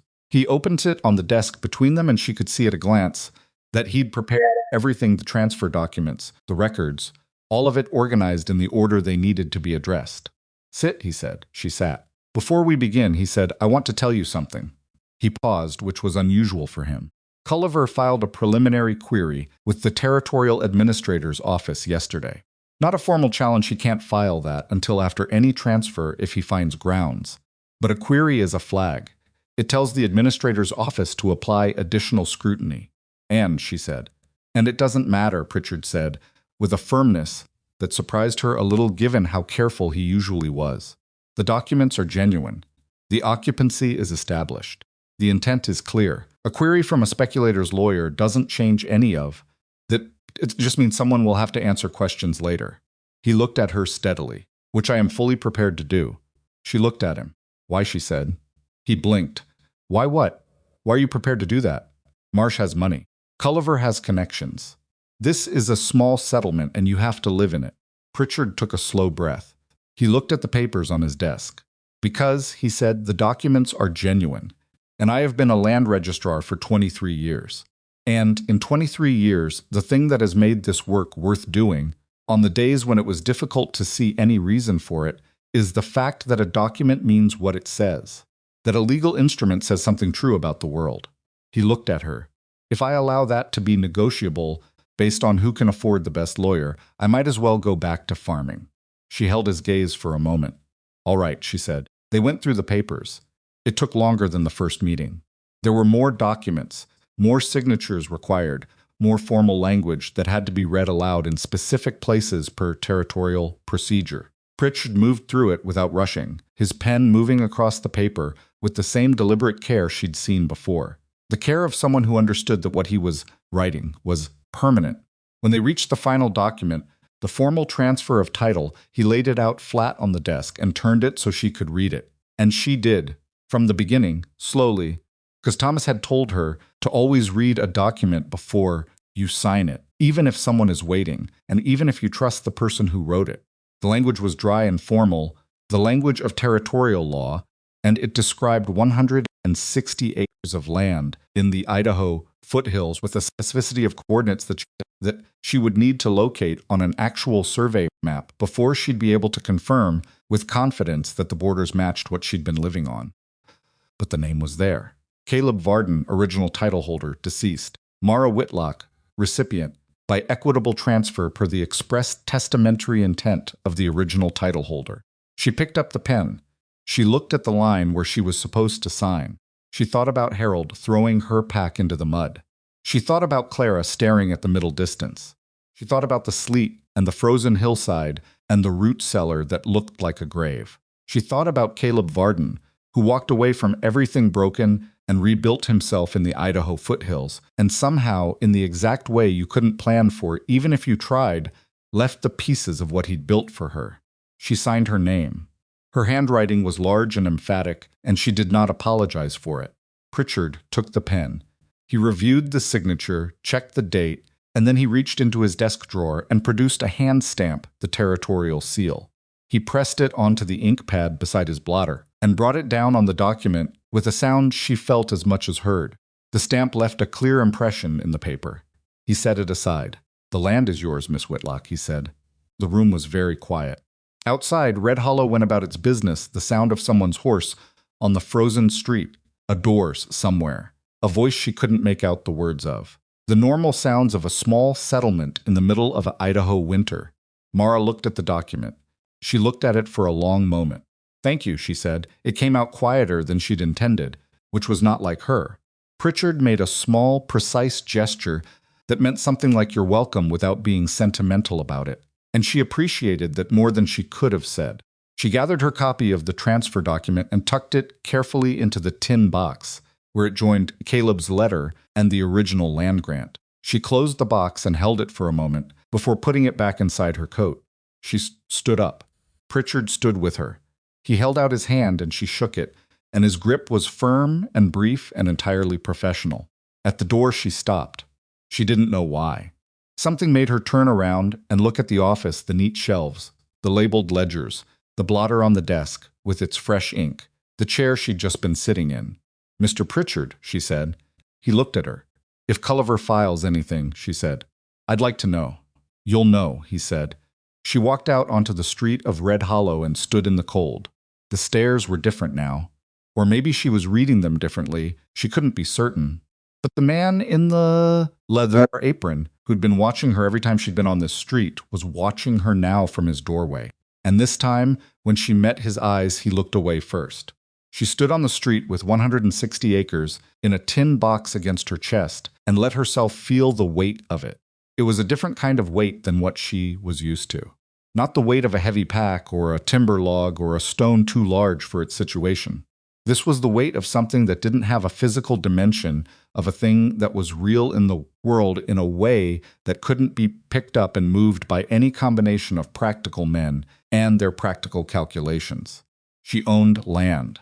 She was 20 years old and she owned 160 acres of Idaho foothills, and nobody in the world could load her into a wagon and drive away from it. Capimis Finos. She started walking toward the livery because she needed to arrange transportation back, and she needed to do it before the light went. And there was still work waiting at the homestead, and Gideon Marsh was still in the world, and Gideon Marsh was Culliver's query was still sitting in some administrator's office waiting to cause problems. The moment of simply standing there was over. There was always more to do. But walking down the main street of Red Hollow with her mud-caked boots and her travel-worn coat and the document in the tin box pressed against her ribs, Mara Whitlock let herself carry one thing at the same time as the practical weight of all the rest. She had been thrown away, and the place where they'd thrown her had turned out to be the exact place she was supposed to land. The ride back to the homestead was cold and slow, and she made it alone. On the pony Orson had arranged for her through the livery, a reliable brown mare, named nothing in particular, who moved with the kind of steady indifference to difficulty that Mara had come to associate with animals that had earned their experience the hard way. The transfer document rode inside her coat, inside the tin box pressed against her ribs. She was aware of it with every step of the horse beneath her, the way you become aware of something important, not through dramatic feeling, but through its persistent, quiet presence. Like a weight you didn't realize you'd been anticipating until it finally settled into place. She reached the homestead in the early dark and took care of the horse before she took care of herself, because that was what you did when an animal had carried you somewhere, and it was not a philosophical position. A horse that wasn't tended to tonight was a horse you couldn't rely on tomorrow, and she needed reliability more than she needed warmth for the next 20 minutes. She built up the stove. She made coffee. She sat on the edge of the workbench she'd built against the east wall and opened the tin box and took out the transfer document and set it carefully on the bench beside the whetstone. And Caleb's letter, which she'd been keeping out rather than stored since the night she first read it. 3 pieces of paper on a rough work in a root cellar in the Idaho foothills. She looked at them for a while. Then she put them away because paper and decisions and the weight of what had just happened could not occupy the same mental space as what needed to happen next. And what needed to happen next was that she had to figure out Gideon Marsh. She was not naive enough to think that Pritchard's stamp on a document ended the conversation. Marsh was a man who operated on the understanding that persistence was its own form of leverage, and Culliver's query in the territorial administrator's office was a signal, not a shot fired, but a gun made visible, the kind of move designed to communicate that filing the actual challenge was a live option if circumstances warranted. She understood that much about how men like Marsh worked. Thomas had dealt with a version of Marsh when she was 12, a man who wanted the timber rights to the stand of white oak on the back of their property and had spent 2 years making that want known through an escalating sequence of polite conversations and not quite threats before finally giving up and moving his attentions elsewhere. Thomas had never raised his voice. He'd never made a countermove that was anything other than completely straightforward. What he'd done was simply refuse to be moved with such consistency and such absence of drama that eventually the effort of pressing against him stopped being worth the energy. She could do that. She was, after all, his student. But she also understood that Thomas had been a man, which had made his immobility read as stubbornness in a way that was eventually respected. She had not yet determined how her version of the same quality would read to Marsh, and that uncertainty required attention. She didn't sleep well that night. Not from fear, exactly, more from the way the mind runs when it knows it has real problems that don't have clean solutions yet. She lay on her bunk. She'd built a proper bunk frame now, raised off the floor, with a pallet stuffed with dried grass that was not comfortable by any generous definition of the word, but was enormously better than frozen ground, and stared at the low ceiling and thought about angles. What she came back to, around 2 a.m. with the stove ticking quietly in the corner, was a simple question: what did Marsh actually want? Not the philosophical want she understood, that he wanted the land. What she needed to understand was the practical mechanism. He wanted grazing range. He wanted water access from the creek. He wanted to eliminate the inconvenience of a property he'd been treating as available, as if Gavin existing in the hands of someone he couldn't reasonably intimidate into selling. If she made the homestead undeniably, visibly permanent, not just legally held, but actively developed. Most of windows were dark, with established relationships in Red Hollow, and a network of people whose economic interests were connected to hers. The cost-benefit calculation Marsh was running would shift. A land challenge against a woman alone with a contested document was one kind of proposition. A challenge against an established homesteader with a legitimate title, a freight arrangement, a supply relationship with the town's main trading post, and a land registrar who'd already publicly committed his professional reputation to the document's authenticity, was a different proposition entirely. She needed to make herself expensive to fight. She started the next morning. The first thing she did was write letters. 3 of them, drafted by stovelight before dawn. One to Pritchard, formally acknowledging receipt of the transfer document, and requesting that the territorial registry entry be updated at his earliest convenience to reflect the new title. One to Amos Greer, confirming their supply arrangement and extending it through spring, with a specific list of what she'd need Orson to bring on his next run. And one that cost her the most effort because she wasn't certain how to pitch it, to Nell Carraway. She'd been thinking about Nell's note, the vegetable starts, the brief and slightly uncertain register of it, and what she'd read in it was not just neighborly generosity, but something lonelier. A widow of Voldnover on a hillside homestead in November offering vegetable starts she couldn't keep, looking for a reason to interact with another person. Mara understood that. She'd spent enough years with Thomas understanding that people who present practical offers are sometimes making emotional ones simultaneously. She wrote, "Mrs. Carraway, I would be grateful for the starts. When the weather breaks and the ground will take them, perhaps you'd be willing to show me where to plant them. I don't know this soil yet. You clearly do. Mara Whitlock." It was not elegant, but it was honest, and it asked for help in a way that also offered respect. And she thought Nell Carraway was probably a woman who could read the difference. Orson took the letters on his next run. The response from Nell came back faster than she'd expected. Apparently, Nell had been in Red Hollow when Orson passed through and had written back immediately and sent the reply with him. It said, "Come down when you can. I have coffee and more starters than I know what to do with, and a question about your stonework if you don't mind my asking. N. Carraway." The question about the stonework turned out to be a section of Nell's root cellar wall that had shifted over the summer and was letting cold in at the base.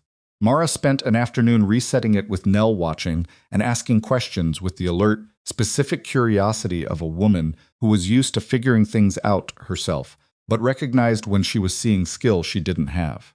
Nell Carraway was somewhere in her mid-40s, small in the way that sometimes goes with efficient rather than delicate, with gray coming in at her temples and the kind of hands that had been doing practical work for decades.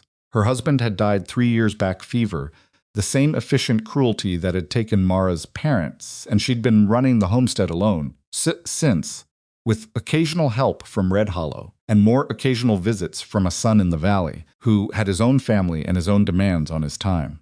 She watched Mara reset the wallstones with an expression that was thoughtful and a little complicated. "Who taught you?" she said. "My grandfather," Mara said, not looking up from the stone she was fitting. "Thomas Whitlock. He do this professionally?" "He did everything professionally," Mara said. He just didn't always get paid for it. Nell made a sound that might have been a laugh. My husband was like that. Could fix anything. Never thought to charge for it. Thomas charged when the person could afford it, Mara said, and didn't when they couldn't. He said the second kind usually paid you back in ways you didn't expect. She felt Nell look at her. That's a good way to be, Nell said. They had coffee after, sitting in Nell's kitchen, which was the first time Mara had sat in anything resembling a domestic interior since she'd left the wagon train, and the normalcy of it hit her in an unexpected place, not sadness exactly, but a kind of awareness of how long she'd been outside the ordinary texture of human life. Cups on a table, a fire in a proper hearth, the smell of something that had been baking earlier in the day. Nell talked about the valley, who the other homesteaders were, which of them were likely to hold, and which probably wouldn't make it past their second winter, what the soil did on the different exposures, where the water ran reliably and where it didn't. She talked about Red Hollow with the precise, uncharitable accuracy of someone who had been depending on a place for years and had long since stopped needing it to be more than it was. And then she said, without preamble, I heard about Marsh coming to see you. Mara looked at her over her coffee cup. News travels, Nell said, with the resignation of a woman who'd made peace with that fact. He came, Mara said. We talked. He's not done, Nell said. He doesn't stop when someone says no. He stops when the no costs him more than he's willing to spend. I know, Mara said. Nell looked at her steadily. What are you going to do? Build, Mara said. Make the place real enough that fighting me over it stops making sense. Nell was quiet for a moment. She wrapped both hands around her coffee cup. You'll need neighbors for that, she said. Not just supplies. Actual people who can say they've been to your place and seen it and know you. Mara understood what she was offering. I know, she said. It was not the last time she sat in Nell's kitchen that winter. It was, in fact, the beginning of something that neither of them would have called friendship, exactly. It was too practical for that word, too much built on mutual usefulness, but which was something more durable than friendship often turns out to be. Nell brought vegetable starts in February, when a warm week made the ground workable enough to try. Mara reset 2 more of Nell's wall stones and rebuilt a section of her root cellar shelf. They exchanged labor for labor and knowledge for knowledge, and occasionally sat in Nell's kitchen or at Mara's workbench and talked about things that had nothing to do with either homestead, which was its own kind of necessity. The threat from Marsh materialized in March. It came not as a direct confrontation, but as a piece of paper, a letter from Culliver's office, addressed to Mara at Whitlock Ridge, care of Amos Greer's trading post, which was how most correspondence reached her. Orson brought it on a Thursday with an expression that told her he already knew what it was, or had a good idea. She read it standing at the workbench. Culliver was challenging the equitable transfer on 2 grounds.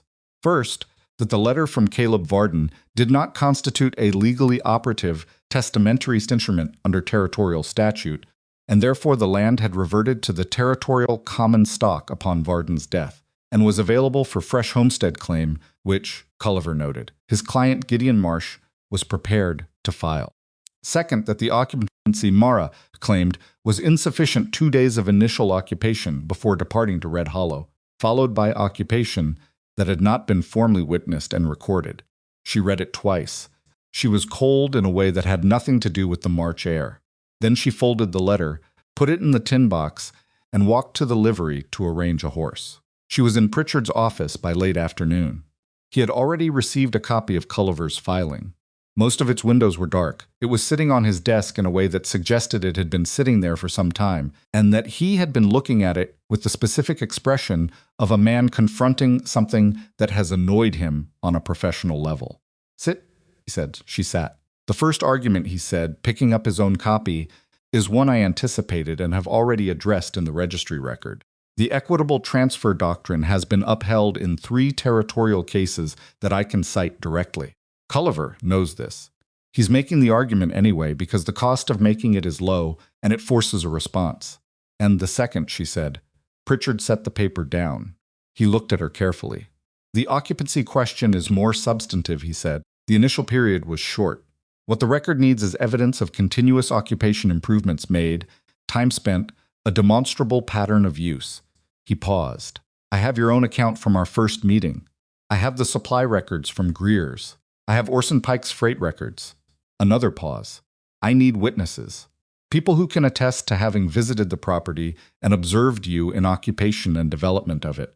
Nell, she thought immediately, and Orson, and Amos Greer, who had never been to the property but who had been maintaining a supply account for her since October and whose records showed a pattern of purchases consistent with active homesteading.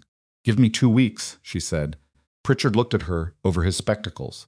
Culliver filed last Monday. The administrator's office will expect response within 30 days. He paused. 2 weeks is acceptable, but not 3. She rode back to the homestead in the dark. She was not. She told herself carefully, panicking. Panic was the thing that made you run in the wrong direction, and she had worked too hard and meant too much to run in any direction at all. What she was doing was assessing. The occupancy challenge had genuine teeth, not enough to bite through a proper defense, but enough to make things uncomfortable if she didn't build that defense correctly. She wrote to Nell that night. Nell's response came in 2 days. It was 3 sentences. I've been to your property 4 times since November. I watched you reset my cellar wall with my own eyes. Tell Pritchard where to send the paper and I'll sign it. Orson's response, delivered in person, because he happened to be making a run that direction anyway, was simpler. He walked into the homestead, looked around at what she'd built, and said, I transported supplies here in November, December, January, and March. I have the freight records. What does Pritchard need? A sworn statement, she said, that you observed me in active occupation and development of this property. Fine, he said. He looked around once more at the shelves, the workbench, the stove, the repaired walls, the door hanging straight on its iron hinges, the floor stones reset and level, the firewood stacked to the ceiling in the corner she'd designated for it. Active occupation, he said. That's one way to put it. She sent full statements to Richard, along with a detailed written account of her own every improvement she'd made, dated as precisely as she could remember, with physical descriptions specific enough that someone who'd never been there could picture the progression of the work. The first rough emergency roof, the wall repairs, the stove installation, the sod insulation, the door, the floor, the workbench, the shelves, item by item, week by week, the record of a person who had been building something rather than merely claiming it. Pritchard submitted the defense to the administrator's office in the 3rd week of March. Then they waited. Waiting is its own kind of work, when the thing you're waiting for matters. Mara did not wait passively. She worked, there was always work, but she was aware, at the edges of everything she did of the administrator's office, sitting somewhere in the territorial capital with Culliver's challenge and Pritchard's defense and the decision. That would come out of the collision between them. She had done everything she could do. She understood that. The documents were genuine. The occupancy was documented. The intent was clear, and Pritchard had built a defense that she trusted because she trusted him, and she trusted him because he had been consistent and specific and honest with her from the first evening she'd walked through his green door. What happened next was not in her hands. She found that harder to sit with than the physical work had been. Physical work has a direct relationship between effort and outcome. You swing the axe. The wood splits. The woodpile grows. Legal processes have no such relationship. You can do everything right and still wait for someone else's judgment, and the waiting is its own test. She passed it by staying busy and sleeping adequately and not discussing it more than necessary with Wolnay Yicot, who understood the value of not feeding a worry with conversation. The answer came on a Wednesday in early April. Orson brought it a letter from the administrator's office, addressed formally to Miss Mara Whitlock, Whitlock Ridge, Idaho Territory, care of E. Pritchard, Land Registrar, Red Hollow. She was outside when he arrived. The April morning was the first genuinely warm morning she'd had since October, the kind of warmth that has actual intention in it, rather than just the temporary absence of cold. And she'd been working the south slope, trying to understand what Nell had told her about the soil drainage and where the garden should go. She came down to meet the wagon, and Orson held the letter out without preamble. She opened it. The language was formal and dry, the language of official determinations, and she treated through the procedural framing impatiently until she reached the operative paragraph. Having reviewed the submitted evidence in the matter of Marsh v. Whitlock Territorial Land Claim Challenge, this office finds that the documentation submitted by Miss Mara Whitlock together with the attestations of witnesses and the professional assessment of Registrar Edwin Pritchard, establishes continuous and documented occupation of the property in question sufficient to support the equitable transfer of title previously recorded. The challenge filed by counsel for Gideon Marsh is hereby dismissed. The title as recorded stands. She read it to the bottom. She read it again. Then she folded it carefully, the way she folded every important document now, and put it inside her coat. Orson was watching her from the wagon seat. "Well?" he said. "Dismissed," she said. He nodded once. A slow, complete nod. "Good." She looked out at the south slope, at the soil she'd been trying to understand, at the hillside that would need a proper fence line before she could think about any kind of livestock. At the creek below that, she hadn't yet fully walked in its entirety to understand where the water came from and where it went. At the trees she'd been falling selectively, trying to take dead wood and leave the living, stands intact the way Thomas had taught her, because you don't take everything now, just because everything is available now. 160 acres. She owned it, completely, without contest. "Coffee?" she said. Orson climbed down from the wagon. "Yes," he said. They sat inside at the workbench, which was becoming the place where things that mattered got discussed, in the same way that Thomas's workshop had been that place in the house she'd grown up in. The stove was warm, the coffee was strong and not particularly good, because good coffee required more patience in the preparation than she usually had available, but it was hot, and that was sufficient. She told him about the south slope and the drainage questions, and he had opinions about it based on 2 decades of moving things around in Idaho country and paying attention to where water went. She told him she was thinking about a proper fence line along the eastern boundary and asked what he knew about the terrain in that direction. He told her. They talked for most of an hour about practical things. Trail conditions, supply timing for spring, whether the mill up the creek was taking timber orders, and at what price. At the end of it, before he climbed back onto the wagon, he stopped. "I've been adding Whitlock Ridge to my regular route," he said. As of this run, she looked at him. "You don't have to wait on me for freight," he said. "I'll be coming through regardless." It was a significant thing. A regular route stop was a commitment of time and resources, and for Orson Pike it was also a statement of something, an assessment that had been made about the permanence of the place and the person in it. She didn't make a speech about it. He wouldn't have wanted one. "Appreciate it," she said. He nodded and drove off down the trail. Marsh did not come back. Not that spring, not that summer. She heard through Nell that he'd turned his attention to a different parcel further south, one with fewer complications. Nell had delivered this information with the satisfied brevity of someone who'd been waiting to say it. He moved on, like they always do once the math stops working. Mara had thought about that, about the math stopping working, about the specific calculation that made a man like Marsh decide that pressing on was no longer worth it. She'd thought Pritchard was right, that the legal ground had shifted with the title. She thought Orson's regularized freight route had contributed to the picture. She thought Nell's witness stance had mattered, and Amos Greer's supply records, and the detailed account she'd written of every repair and improvement she'd made week by week. But she also thought, though she'd never have said it in these terms to anyone who asked, that there was something in the fact of the homestead itself that had done part of the work. Not its legal status, not its documented improvements, but its visible reality. The fact that you could stand on the ridge above it and see smoke from the chimney and a woodpile properly stacked, and a door hanging straight on iron hinges, and understand that whoever had built this had meant it. She had meant it. From the first night, she dropped into that ruined cellar to keep from dying in the sleet, to the first morning she'd decided to rebuild rather than wait, to every day of work since she had meant every bit of it. The summer brought work of a different kind. The garden went in on the south slope in the location Nell had recommended, and between Nell's starts and what Mara was able to buy from a seed merchant Orson brought through, she put in a reasonable first-year planting, nothing ambitious, nothing that depended on perfect conditions, just the practical staples that would actually feed her and supplement the supplies she was still buying in Red Hollow. The soil was better than she'd expected once she understood its drainage pattern and stopped fighting it and started working with it. Earth. The fencing was harder. She had no experience with fence construction beyond what Thomas had showed her on their property back east, and the terrain here made that knowledge only partially applicable. She learned by doing, which meant she made mistakes and corrected them and learned from the corrections.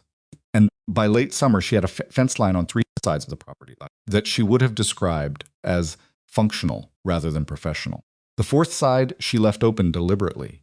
The 4th side was the ridge, and the view from the ridge was something she had come to feel a specific kind of ownership over that nothing to do with the transfer document, the ownership of Nevin Hex, having stood there enough times in enough kinds of weather that she knew what it looked like in the first gray light of morning, and what it looked like when a summer thunderstorm was building from the west, and what it looked like at midwinter noon with snow on every surface, and the whole country gone quiet. She went up there most evenings that summer. Just for a few minutes before the dark came, there was dinner to make and tools to put away, and the 100 small tasks of a functioning homestead that didn't finish themselves. She'd stand at the top of the ridge and look out over the country and think about things that she didn't usually let herself think about during the working hours, because the working hours required a narrower focus. She thought about Harold and Clara more than she expected to. Not with the raw anger of the first weeks that had burned down into something cooler and permanent, the particular residue of having been genuinely wronged and having survived it. She didn't wish them badly. She wasn't built for sustained malice, which Thomas had probably intended. She just thought about them occasionally, the way you think about a weather event that was severe enough to change the landscapes, not with nostalgia or affection, but with a clear-eyed acknowledgement of what it had done. They had thrown her into the Idaho foothills in November with 3 days of food and a hatchet. She owned the Idaho foothills now, or 160 acres of them. She let herself appreciate the specific irony of that without gloating about it, because gloating was also a form of giving people power over you, and she was done giving Harold Nold Whitlock any version of power over anything. Nell came up to the homestead in August, which was the first time she'd made the full trip rather than Mara coming down. She brought 2 jars of something she'd put up and a practical eye that she turned on everything she saw without being asked. She walked the perimeter the same way Orson had, slowly, looking, updating her assessment. "The roof pitch is good," she said, looking up at it. "Orson helped me with that," Mara said. "The east wall needs more sod on the lower course before winter," she said. "I know," Mara said. "It's on the list." Nell looked at the garden. She looked at the fence line. She looked at the threshold stone and the door and the chimney pipe and the stacked firewood, which was building again toward the winter quota. Then she looked at Mara. "You're going to be fine," she said. "Not as a comfort, as a verdict, I know," Mara said. Nell stayed for 2 hours and helped her add sod to the east wall lower course, because it was on the list and 2 people do it faster than 1. And then she went back down the trail with her empty supply basket, and Mara watched her go the same way she watched everything leave, noting the direction, acknowledging the absence, then turning back to the work. September brought the first of the early frosts, and Mara's response was the response she'd learned to have by then, not alarm, but preparation. She knew her supply situation. She knew her wood situation. She knew the homestead's weaknesses and had addressed the ones she could and accepted the ones she couldn't. She was not confident in the lazy sense, the sense that assumed things would work out. She was prepared, which is different. It acknowledges that things may not work out while doing everything possible to narrow the gap. It was in September that she wrote the letter she'd been composing in her head since March. She wrote it to the Territorial Land Office, not to Pritchard, a separate filing from the formal records, addressed to the general record. She described the chain of events plainly, discovering Caleb Varden's buried documents, the nature of his letter, the transfer of title. She described the possible familial connection stated carefully, without assertion, simply noting that she shared a surname with the man who had been born Caleb Whitlock, and that her grandfather, Thomas Whitlock, had mentioned a relative who had gone to war and not returned. She said that she did not know whether the connection was real, and that the legal title did not depend on it, but that she wanted the possibility noted somewhere in the record, against the chance that it might someday matter to someone. She didn't know if it would ever matter to anyone. She didn't know if Caleb Varden was Thomas's lost great-uncle or a stranger who shared a name.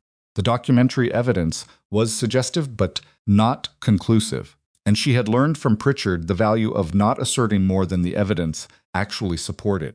But she had also learned something else from Caleb's letter.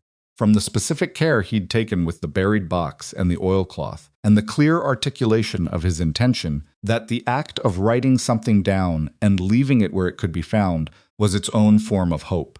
Not hope for a specific outcome, just hope that whatever you'd built and done and been might find its way to someone who could use it.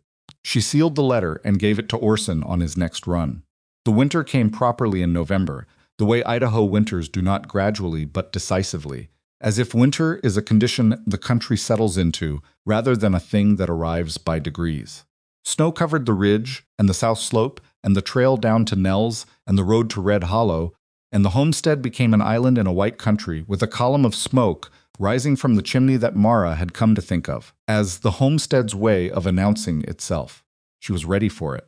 Not perfectly. There was no such thing as perfectly ready for an Idaho winter, but adequately, which was what preparation actually looked like when you stripped away the fantasy version.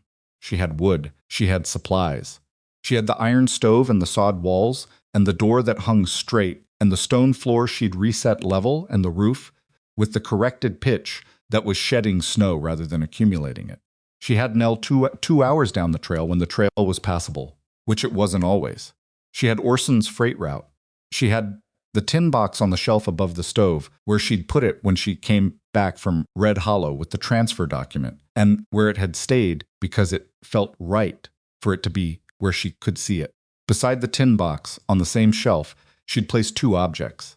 Her grandfather's whetstone, which had ridden in her coat pocket through everything that had happened, and which she'd cleaned and set down for the first time in months, though she still picked it up sometimes in the evenings, and held it without thinking much about why.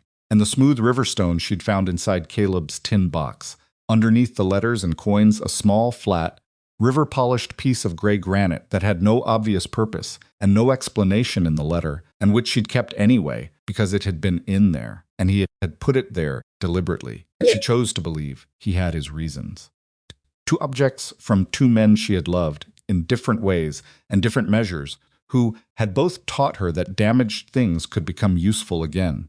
The Stachtis the Tarks. She stood in the doorway of the homestead one December evening and looked out at the white country and the early dark coming down over the ridge. Her breath made clouds in the cold air sweat. The smoke rose straight from the chimney behind her because the air was still, and the cold had settled, and there was no wind that night. She was 20 years old. She had been thrown away by people who looked at her and saw weight, surplus, something that slowed the journey down and served no purpose that they could value.